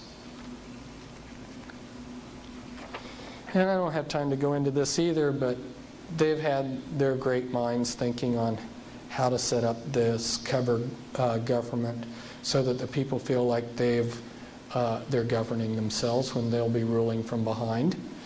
And, you know, they'll set up the House of People and the House of Counselors and the House of Nations, and then they'll have these various groups, the World Judiciary, the World Executive, the Enforcement System, and 20 World Council of 5 World Ombudsmen. And then you'll have administrations and agencies to integrate your world's government. And the people will be very happy that they will think that they're ruling themselves. Now we're coming to the most important topic. And everything I've said up to now pales in insignificance to what I have to tell you about now. And that's the Illuminati's mind control. And it was such a vast and important topic that spending an hour or 2 hours or 3 hours doesn't even begin to open up the subject. And so that's why I haven't spent all this time talking on it, is that I realized that it's just too vast. You've heard New Agers talk about a paradigm shift.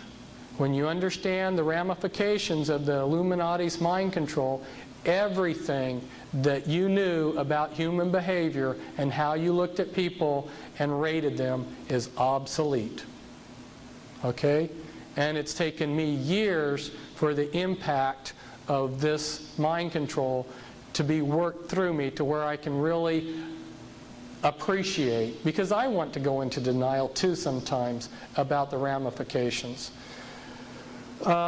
This is from the New York Times, and what this is talking about is back in September 2nd, 1977, Admiral Stansfield Turner, who was director of the CIA, went before a Senate committee that was investigating things, and he admitted, yes, the CIA has been conducting mind control on countless numbers of innocent victims and it was being done without their consent.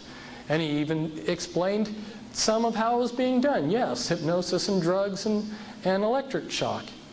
And he even talked some about how extensive it was. There was 80 important American institutions that were involved in this. 40 medical colleges, all these universities, yes, they were all cooperating with the CIA in its mind control.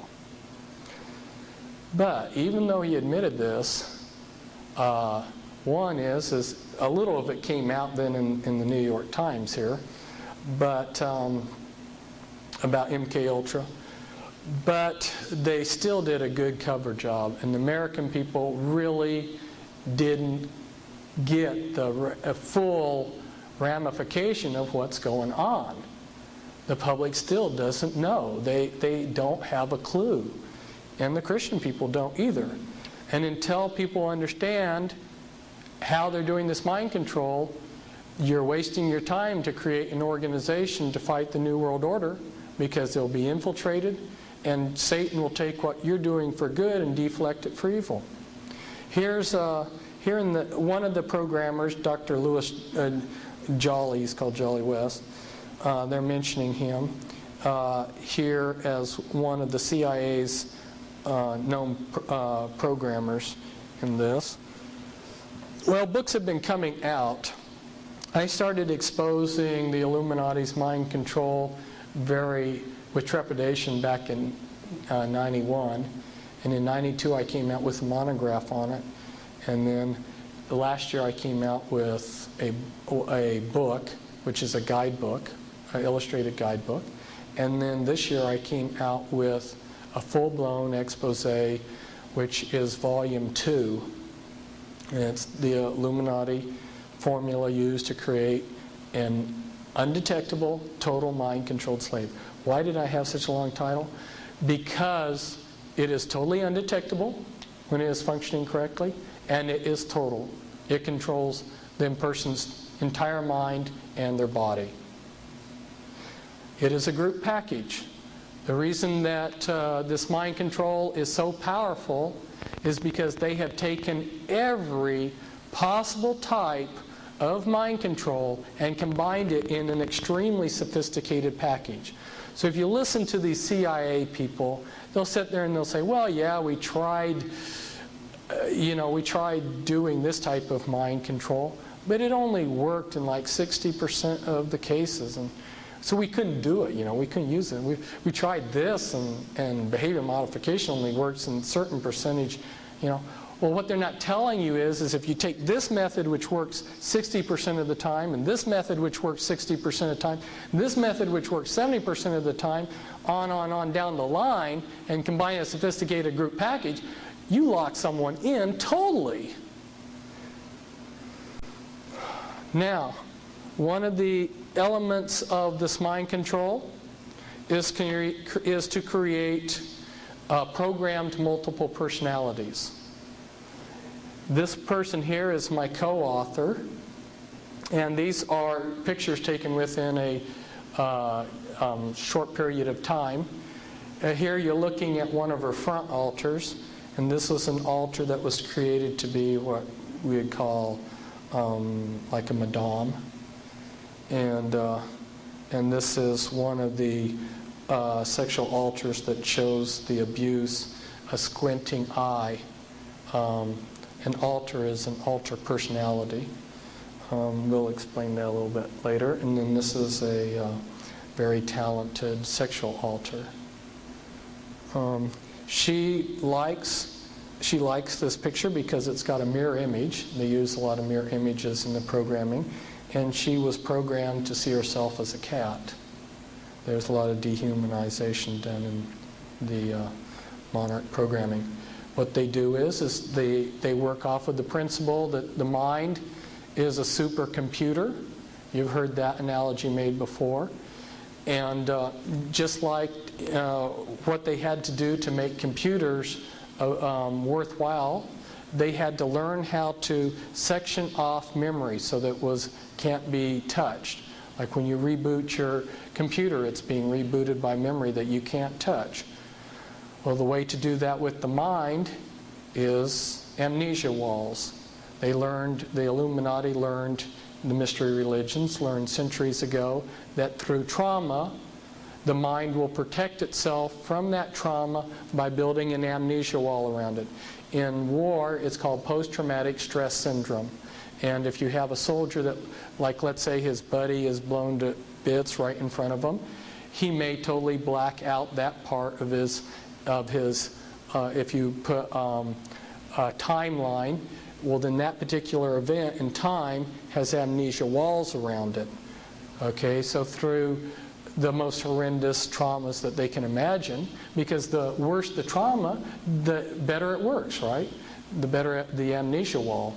So through a horrendous series of traumas, they shatter these people's minds up with amnesia walls, and then they know how to go in and find those little pieces of the mind, and then they build upon those pieces. They build whatever they want, because those little pieces of the mind don't know anything except what they're shown. They only hold the body when their hypnotic cue to pull them to the front is given, unless they're a front altar. So they will break a person's mind. A common Illuminati model might have like 10,000 personalities. A horrendous amount of torture. an unbelievable amount of torture their entire lives. And Ronald Reagan, who people think of as a good guy, he had his share of monarch slaves to service him. The type of things that they used monarch slaves for. He felt like, as President of the United States, it was below his dignity to get up and go to the restroom. He used a monarch slave as a urinal in the evenings. That's just giving you a little clue as as to the types of uses for these monarch slaves. They're not used for legitimate purposes. They're used for the most ghastly, nefarious things, and they can get the slave to do anything they want. Now, what's been going on hasn't been kept totally secret, but when people like myself started exposing it, they came back with a really vicious counterattack. It's the False Memory Syndrome Foundation, headquartered out of Philadelphia. I know these people. They're abusers themselves, pedophiles, and programmed people themselves. And they've got 40,000 lawsuits in this country against therapists for false memory. And what they did is they just infiltrated in slaves to each of these therapists that were trying to help people that had been abused by this mind control, and then initiated lawsuits that these therapists had planted false memories into them. So they may even, the way it's going, they may even take down the entire profession of psychiatry with it. Because if you know about psychoanalysis and things like this, if you take away from psychiatrists the ability to touch people's memories, you're going to sink the whole profession. But they're willing to do that to protect their mind control. I've been working with, and more as a friend than anything else, but to some degree working with the programming, with 24 victims of this mind control. I know I've met, I'd say, hundreds of, very many, too many for me to count, the victims of this type of mind control. And it's very sophisticated. I'm not going to go into yikes. I am not going to go into how it's done, but I just wanted to inform you of the ramifications of it so that you had an idea, because when you go into a church, you can't use as a litmus test, is the minister preaching the Word of God? Unless you could follow them around 24 hours a day and you understood how hand gestures and stuff can be used for programming and stuff, you wouldn't know the other side. By having these multiple personalities, they're quite capable of creating a Dr. Jekyll, Mr. Hyde effect with people. And they like to create the best front they can for their slaves. And they also, another trick that they like to use is they use opposites. So this one guy who was this brilliant computer genius walks around in public, he's deaf and dumb.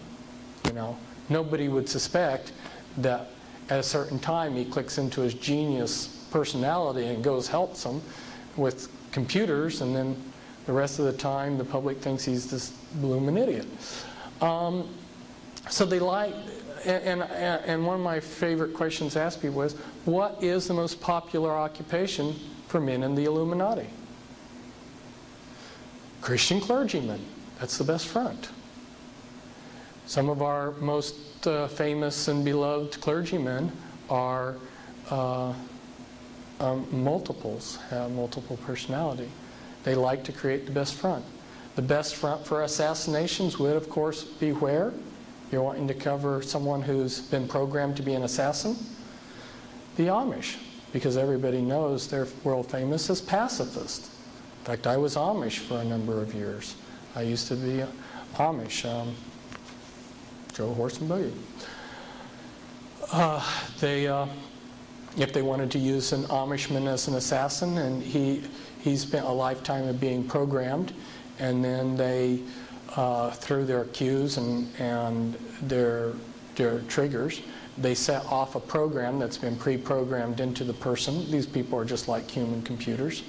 And the Amishman will leave his farm and travel for some ostensible reason. Maybe he's going to visit Freundschaft, that's relatives, in another state. And then while he's traveling, maybe he goes into a restroom. And in that restroom, a series of things click in his mind as he switches through various personalities in a systematic way. And he eventually switches into the correct altar that they want. And that altar carries out his assigned assassination task. Then, as programmed, switches back into his Amishman personality and goes to his relatives and then goes back home. And all he knows, all his front personalities know, is that he went on a trip to visit his relatives. And when he gets back, and these are called wet ops by them. Wet ops means blood's going to run, or black ops. And they got their own terminology and lingo for all of this. And when he gets back, at some point, there'll be a team that debriefs him. They'll have a programmer, and they'll have a lie detector, somebody running a lie detector and someone else. And they'll run them through 3 times to make sure they get the truth of what happened. And when they're satisfied they got the truth, they'll let this Amish boy go back to his Amish farm. So there's a lot going on. And I see it all around, and I know what's going on. And you really, if you're wanting to know, you need to get the Volume 2 book. Because there's just so much to tell you that I can't begin to do it. But one of the programming places, Bethesda, Maryland, the hospital there, this comes from it. This is showing brain scans of people that are multiples. And it's showing that somebody who pretends to be different personalities has a different brain than somebody who shifts from different personality to different personality. A person with multiple personality disorder has a different brain. It's actually physically different after all the traumas and amnesia walls and programming. This is me. This is a place of fine arts, Palace of Fine Arts in San Francisco, right next to the Presidio, which is used by the Illuminati for rituals. And I'm showing you one of the programming sites on the West Coast, the Presidio tree that was used for programming, Fort Point used for programming. You'll look at the 6th Army logo. It's a hexagram with the Satanic Anarchy A in it. It's if you understand some of the leadership in the 6th Army, Colonel Michael Aquino, who's the head of the Temple of Set, and about a dozen other high-ranking officers who were Satanists in the 6th Army. It's no wonder that their logo's a satanic hexagram, is it? Ever wondered why the Rockefellers' Texaco has a pentagram in a circle with the Ankh?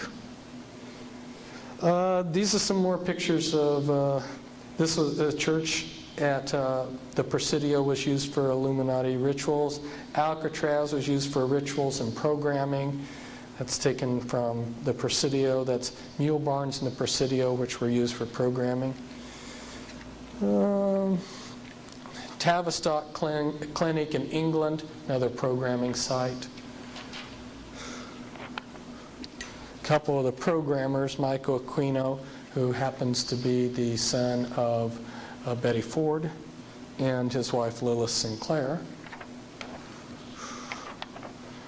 And if you look at where immigration is coming from, the top 6 countries, look, Soviet Union is 2nd, China 3rd, Vietnam 6th.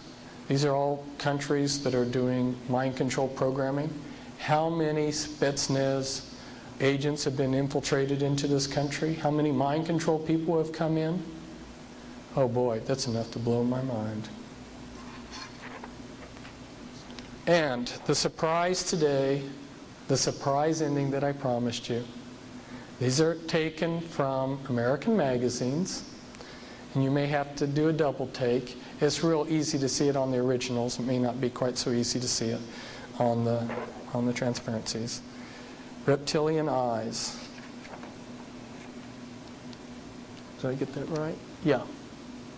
All of these pictures out of American magazines, reptilian eyes.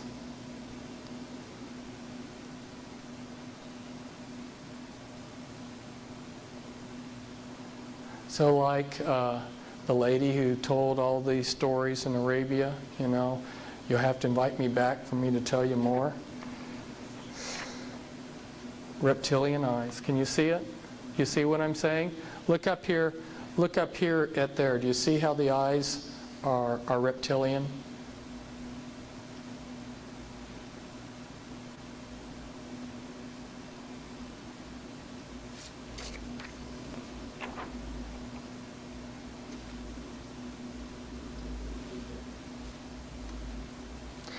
I've actually met some very respectable people who wouldn't tell me stories, like this one psychologist who's seen countless numbers of people in her life, who's actually seen people like this.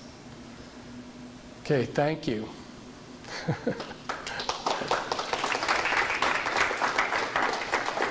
And one last thing, you know, we're leaving, we're going our separate ways and everything, but I just want to let you know I'm still alive. I haven't gone off the face of the earth. If you want to write me, contact me, call me, you know, I'm there. So I wish you the best. You want to take any questions, Fritz? Yeah, questions. Now that I've wore you out. Repeat the question too afterwards. Okay. How do they get to the reptilian eyes? She asked, how do they get reptilian eyes? I wasn't going to talk about this subject, but I don't have final answers on some of these things. I can give you tentative answers. One of the big programs that the Illuminati is carrying out is the creation of Nephilim. If we look in the scriptures, it says, as in the days of Noah, it would be like that today. In Noah's time, God wasn't being vengeful in destroying the earth. The earth was being corrupted genetically by fallen angels marrying with probably both animals and people. And in order to preserve life, God brought an end to the world. And today, there's a lot of genetic experiments and the Nephilim being created that are hybrids. And this is a very important part of what the Illuminati is doing. And my guess is this relates to that. You talk about your lineages like your Rothschilds, and they have been intermarrying with what the public calls aliens, and so that these people aren't human as we would know human. They've been pretty thoroughly demonized. If we go back in time, the chief advisor to Queen Elizabeth I, Sir John Dee, he was a Kabbalistic black magician. He had gone to the continent and learned from the top Jewish Kabbalists black magic, and he was the chief advisor in the British Empire, and he created Enochian magic and the Enochian language, which the Illuminati, which are hiding behind the Jehovah's Witness headquarters, they use Enochian rituals. That's what the power of the Enochian magic is. The watchtowers. That's why they call it the Watchtower Society. But anyway, yeah, they get a laugh when they say Watchtower Society because it's got a double meaning. Got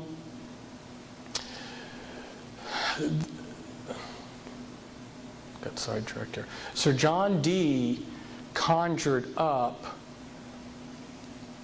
demons or angels, okay, with his black magic. The beings that he conjured up, there were pictures drawn of them, and they look identical to what we call gray aliens. Okay, I tell you something. And then I visit with debriefing people that came out of high levels of the Illuminati, and these different types of aliens are participating in Illuminati rituals. I could go on.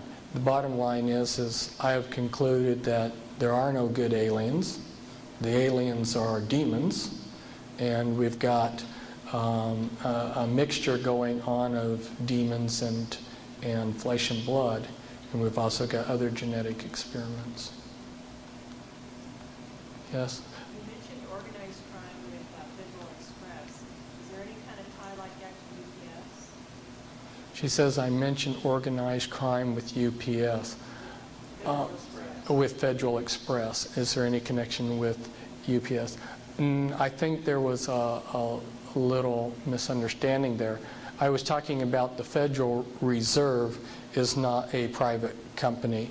And some people see Federal Express trucks and they think that they're government, it's a government mail service. And I was just mentioning that the Rothschilds own Federal Express.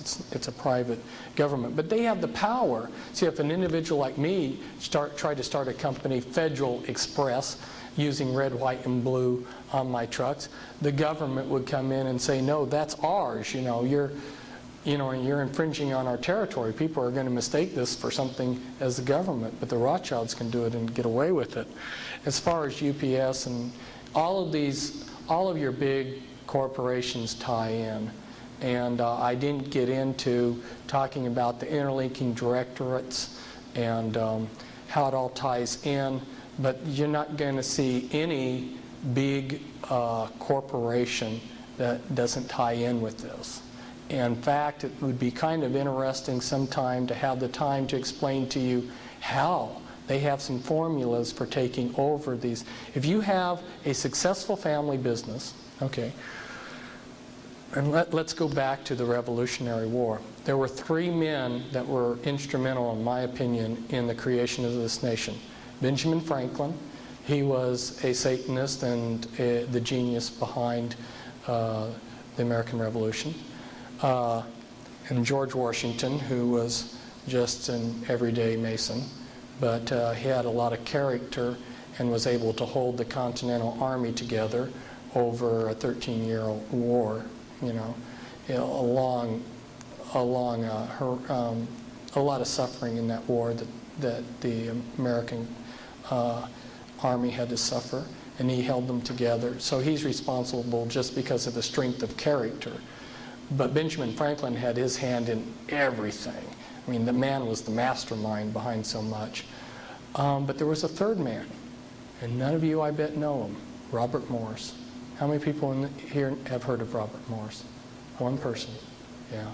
And he did probably as much as the other two. He was a financial genius. And he wheeled and dealed and managed to keep the Americans supplied. And only somebody with an incredible genius like his could have carried it off. But he wasn't part of the mystery religions. He wasn't a Freemason. So after the Revolutionary War, they took him down, and he ended up in prison. He ended up in debtor's prison. So if you look at what they did to him, what they do is they'll take family-owned businesses and they'll promise you the moon. They'll say, hey, you got this great business?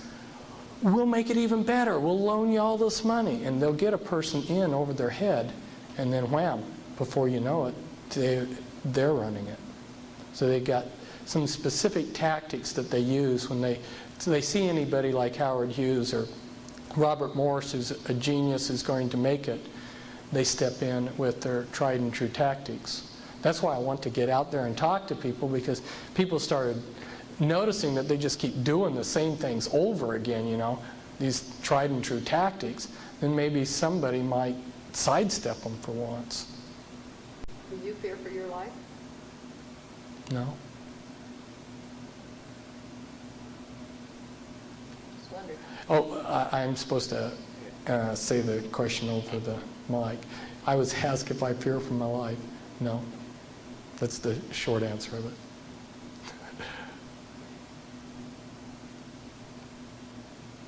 That doesn't mean that there aren't people that wouldn't like to do me harm. Yes? Where's the hope? Did that get lost somewhere back there in the beginning? Oh boy.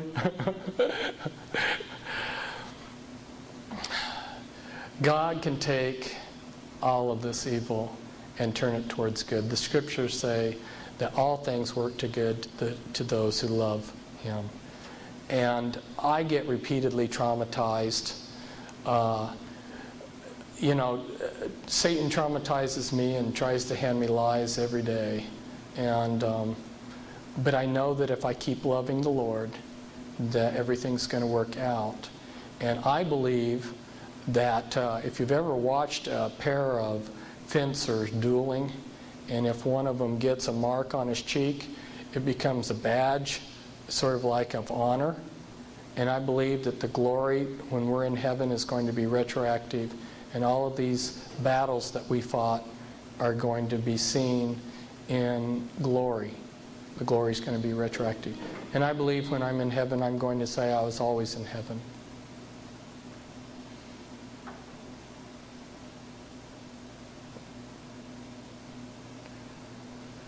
Boy, I must have talked the questions out of you. That's just a quick overview, people. Where do you see Ross Perot fitting into this picture of how he keeps coming in and out of the presidential election? Just another one of their stooges. That's all. Everybody that's run for president in this century has been one of their... I say everybody. When I mean, I'm qualifying that not... I mean, there's some individuals out here that are not of major parties that are just, somebody who came out of a mental institution and announces, I'm running for president. But for every legitimate candidate this century has been one of theirs. You go back in my Be Wise as Serpents book, and I'll show you in some of the elections, you'll have 5 or 6 men running for president, and they'll all be Freemasons. Hey, tails they win, heads you lose. Bush, skull and bones. Illuminati order. Clinton, Illuminati bloodline goes back to, the people that set up. His bloodline goes back to the same people that set up the skull and bones. He's adopted, though. So he's not, the Clintons aren't his family, which is another thing that they oftentimes do. They love to adopt out and rearrange things. I could go on for hours probably telling you how they hide these lineages, just like they've tried to hide Adolf Hitler's and Abraham Lincoln's. Except it's kind of interesting. One of the Rothschilds is named Abraham Lincoln Rothschild. So sometimes it comes out anyway. Yeah, question? Do you think we should still go and vote? No. The question was, should we go and vote? Well, I'm not going to tell anybody what they do with their time. Your time is your own. I mean, that's God's gift to you, and you use it how you want. But in terms of what I know, the voting is rigged. Back when Bush and Clinton were running against each other, a friend of mine who connects in with all of this, he had a map back 6 months before the primaries that had all of the election statistics, the final election statistics. The map had all of the electoral college votes for the states as they would be determined, and then the popular vote down to a T. These weren't projections. They were the final figures. It was long before the primaries. And then I knew from my Illuminati sources that they wanted George Bush in as president again when he ran against Clinton. And then I made I guess you could say, the mistake of printing that in my newsletter that the Illuminati wanted Bush reelected, and that, of course, what they want, they'll get.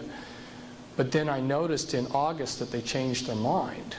And so then I wrote a little paragraph in my newsletter. They changed their mind, but nobody read my other paragraph. They just remembered the first thing that I'd said. So now there's a certain set of people out there that are convinced I'm a false prophet. So I tend to like to back away from talking about the Illuminati's plans because they do change them. But the voting's all rigged. And there's a good book, Vote Scam, by the Collier brothers. And I guess a lot of you probably read it already, so it's not even news anymore. Okay, question. You said about the Oklahoma bombing, that this was all planned. Do you know of any, have you heard of anything else that might be planned? Oh, anything else? Yeah. Well, in relationship to Atlanta, they wanted to test martial law being brought in on the American people in the Atlanta area. And so they were going to create several acts of terrorism so that they could bring in a localized or regionalized martial law in that area to see how the American people would respond. And so that's something that's happening recently. Now again, some of these predictions I have to be kind of careful talking about them to people, because like back in 1992, I said that, when the banking laws were going to change, there were going to be all these banks fold. Well, they did, but they didn't announce them on the radios. And, you just saw banks changing names. And so again, people were telling me, well, Fritz, you're, blah, blah, blah, blah. Well, fine. It's, people don't have the eyes to see what's going on. And I don't like to be in the position of saying what's going to happen in the future, because I believe that nothing's cast in stone. There's nothing that definitely says that in the year 2000 we're going to have the Antichrist. Henry Kissinger kind of backed that up. I was watching him one day and he said, we are going to have a new world order. We either have it in this generation or the next generation, but we will have one.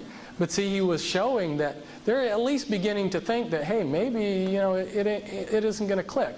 And see, Satan's double-binded. Talk about the hope again, okay? This is another aspect of the hope part of it. Satan is trying to imitate God by being omniscient and omnipotent, but he isn't. So he does that through technology, and like to be the all-seeing eye, he has spy satellites in the sky and people on the ground that are spying, and computers.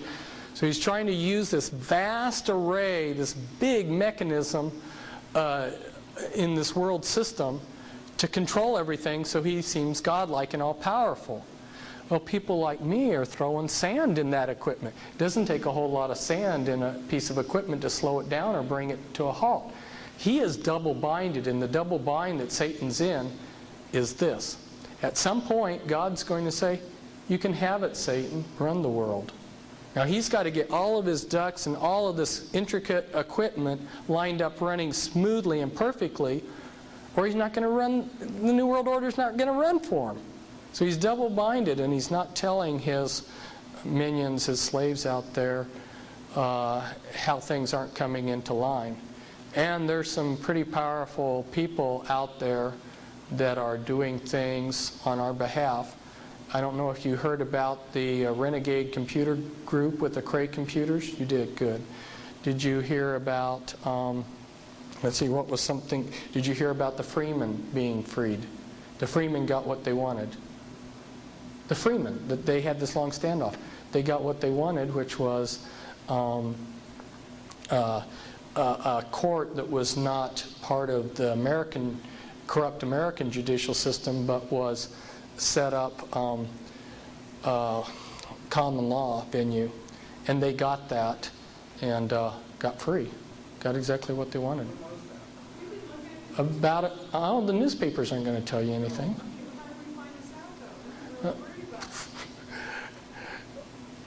The answer, I guess, is just there's some of us out there that are watching these things, and we fax and call each other back and forth. But like I say, if I make predictions on things, which I sometimes do, the news media a lot of times doesn't report them anyway. So the news media is not going to back me up on some of those. Yeah, they love to use distractions. Are the church burnings a part of this too, and removing some of our civil liberties? Are the church burnings part of this to remove our civil liberties? Definitely yes. There's part of it's just disinformation. I mean, there's a lot of churches being burned all the time, you know, from natural causes or whatever. They've got the ability to focus. Have you ever noticed when they focus in on airline disasters, all of a sudden all the airline disasters that happen are reported? And that part of it's that, and part of it's, I wonder about some of these youth that for no reason at all burn down a church. They may be children that are programmed. It's so easy to do that. But there was intended to be a period of anarchy because they want the people to beg for martial law. And the American people will ask them for what they want to give.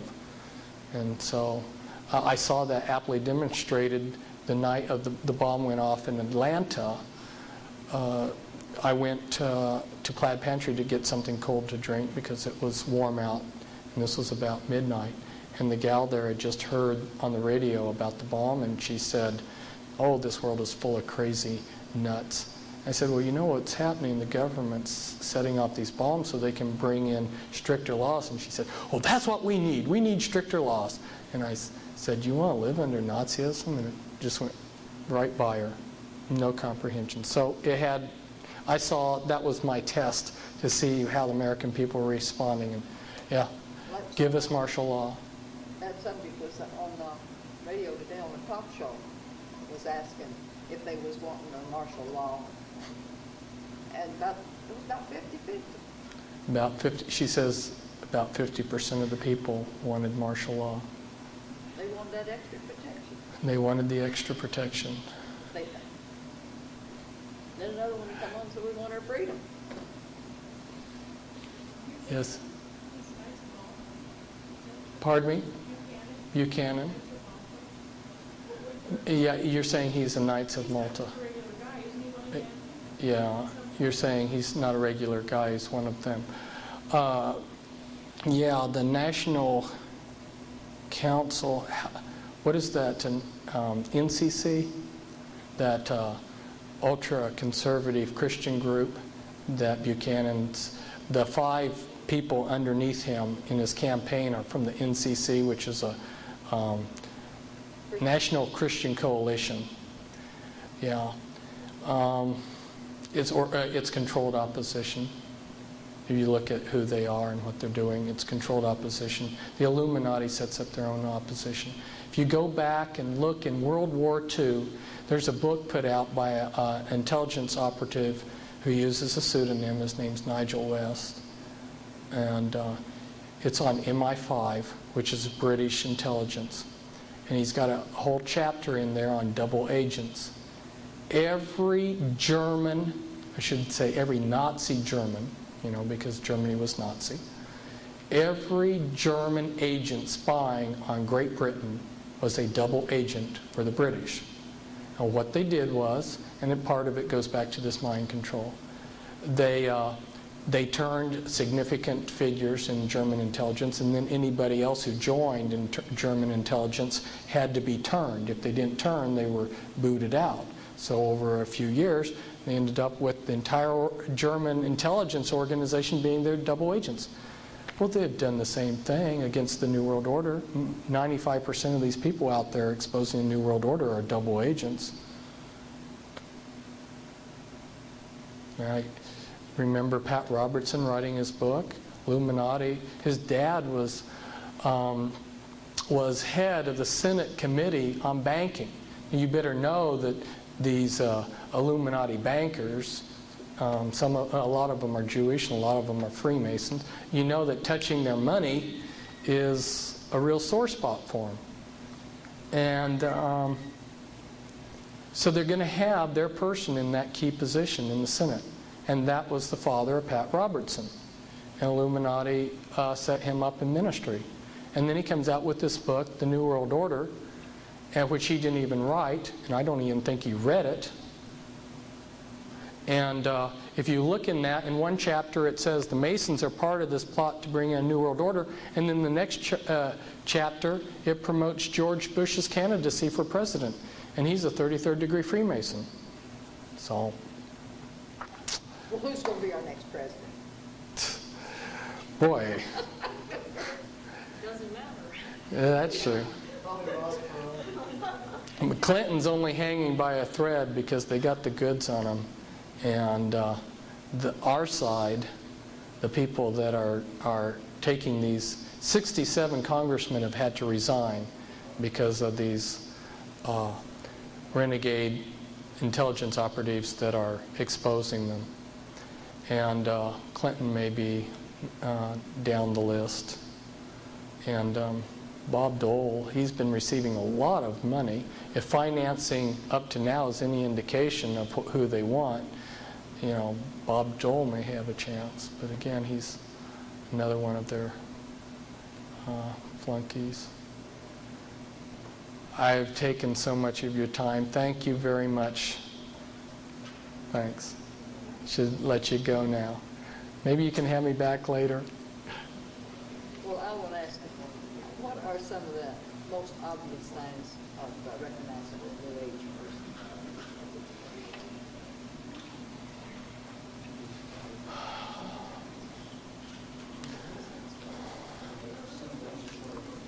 A New Age person. Well, Is it their fetishes or the things they worship, or? New Age is a broad term, and New Age has just become our culture.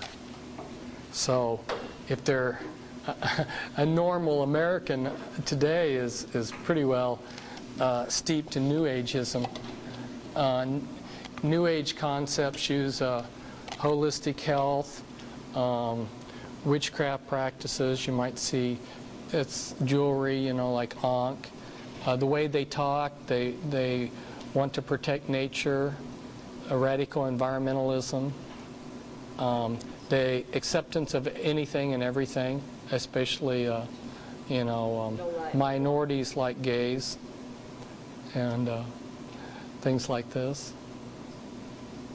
Let me ask you one last thing. Do you think that they'll make the economy collapse right after the election?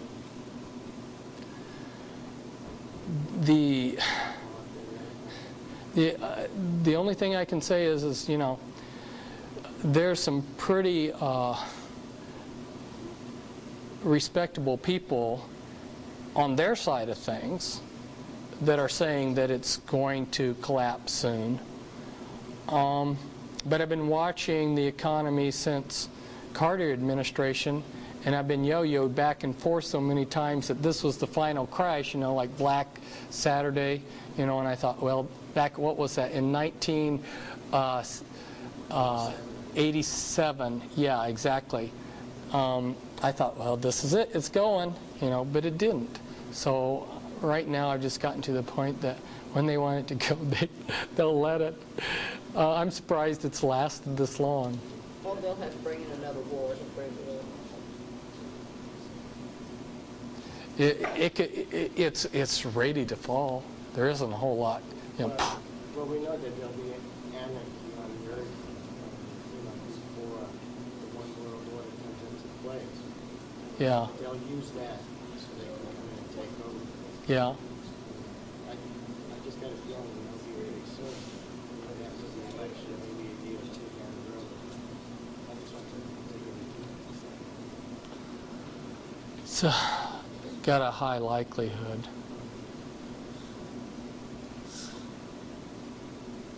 Yeah, I don't know whether I want to go home or not.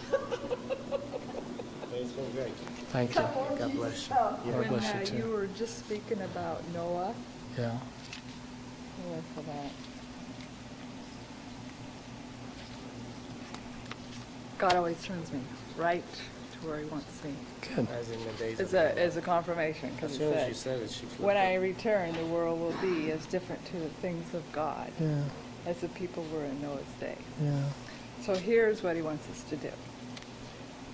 He says, I fear neither God nor man, he said to himself, but this woman bothers me. I'm going to see that she gets justice, for she is wearing me out with her constant coming. Then the Lord said, if even an evil judge can be worn down like that, don't you think that God will surely give justice to his people who plead with him day and night? Yeah. Yes, he will answer them quickly, but the question is, when I, Messiah, return, how many will I find who have faith and are praying? The truth is we have to be praying. Yeah. Okay, because remember, knowledge Yeah. puffs up, but love edifies. Right. And that's how God's going to judge us, is by Right. our prayers. Yeah. Okay? Through prayers. Right. And go into a prayer class. Yeah. And that's what's going to change the world. Yeah. And then I God s- will and judge I- us and I- accordingly. I don't. Those of us who know just have to do what's right. It's not a matter of whether we're. The issue isn't whether we're going to win or lose. The matter is what's the right thing to do. You know? Yeah. Like you're saying, you know, Well, you'll you- know by the peace that you have with God, whatever you, like some of us are meant to be teachers, like some that have books, and, you know, we have our prophets, and, you know, you have to go where God wants you to go. If you don't go and do it, then you won't have no rest. Yeah, that's But true. then sometimes he'll work for only a season, and then it's like, God, what is it next you want me to do? You know, sometimes he might just say, go enter his rest. I probably should get myself together here because I've got to get home. Driving back to Portland tonight. So, After all that talking, you're gonna drive now? yeah. Books. Oh, cool. Oh, cool. Great. Let me get on that mailing list. When does your tour start? In about 4 days And how long will you be gone? for half a night. There'll be one big city after What do another. you think about that Scarlet and the Beast book? Well, We've browsed through it. We haven't read the whole thing. I was disappointed. Really? It seemed to me like, you know,